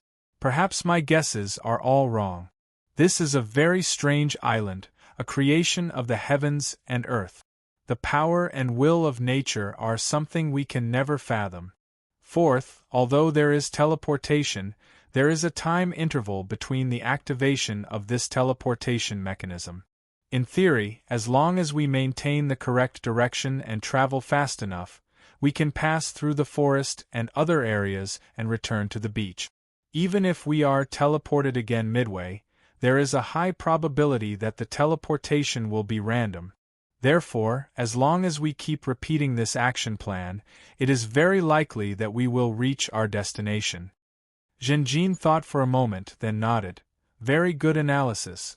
The central hub is too vague, and the risk is too great. We are not strong enough, so our first goal is to meet up with the main force and quickly build a ship to escape from this island. As you command, Master. Lan Zhao immediately said. Sang Su seemed to be relieved. Zidi opened her mouth, wanting to say something, but hesitated. In the end, she did not say anything. Pass down the order, rest for another 15 minutes, then we will set off. Zhen Jin ordered. Master. Sang Su spoke again. This one has a small suggestion. Mr. Sang Su, please speak. Master, please allow me to report to you a delightful discovery. Sang Su pointed at the small map of the forest area. It is here, at the forefront of our current exploration. There is a herd of sheep living here. It is very large, at least 1,000 sheep. I strongly suggest that we hunt down this herd of sheep. This way we will have plenty of food. Jin Jin frowned slightly. A huge flock of sheep with a scale of thousands. The young man looked at Sang Su, then glanced at Lan Zhao. Lan Zhao immediately said, Master, it is indeed a large herd of sheep. We have already tried and successfully hunted 2 of them. They are timid and gentle, and only want to escape. They are not dangerous. Many of the members of the exploration team think that this is a gift from the heavens. But our current food reserves are very sufficient. Zidi said. That is the case for now. Sang Su nodded, but we have to be prepared for many unexpected occurrences. For example, when the teleportation mechanism is activated, we will be sent to the desert area again. Sang Su looked at Zhen Jin again. He knew that Zhen Jin was the one who could make the decision. According to our investigation, the leader of this herd of sheep only emits a bronze aura. Lord Zhen Jin, there is no need to have too many misgivings. This herd of sheep is at the lower end of the natural cycle. There must be many herds of beasts, and even gold-ranked beasts that eat sheep as food. That white bone-feather deer might be one of them. So, if we hunt the sheep, the biggest risk is not the sheep themselves, but other predators. This is easy to guard against. After all, we are not going to fight against these predators directly. Zhen Jin muttered to himself and did not speak. Sang Su continued.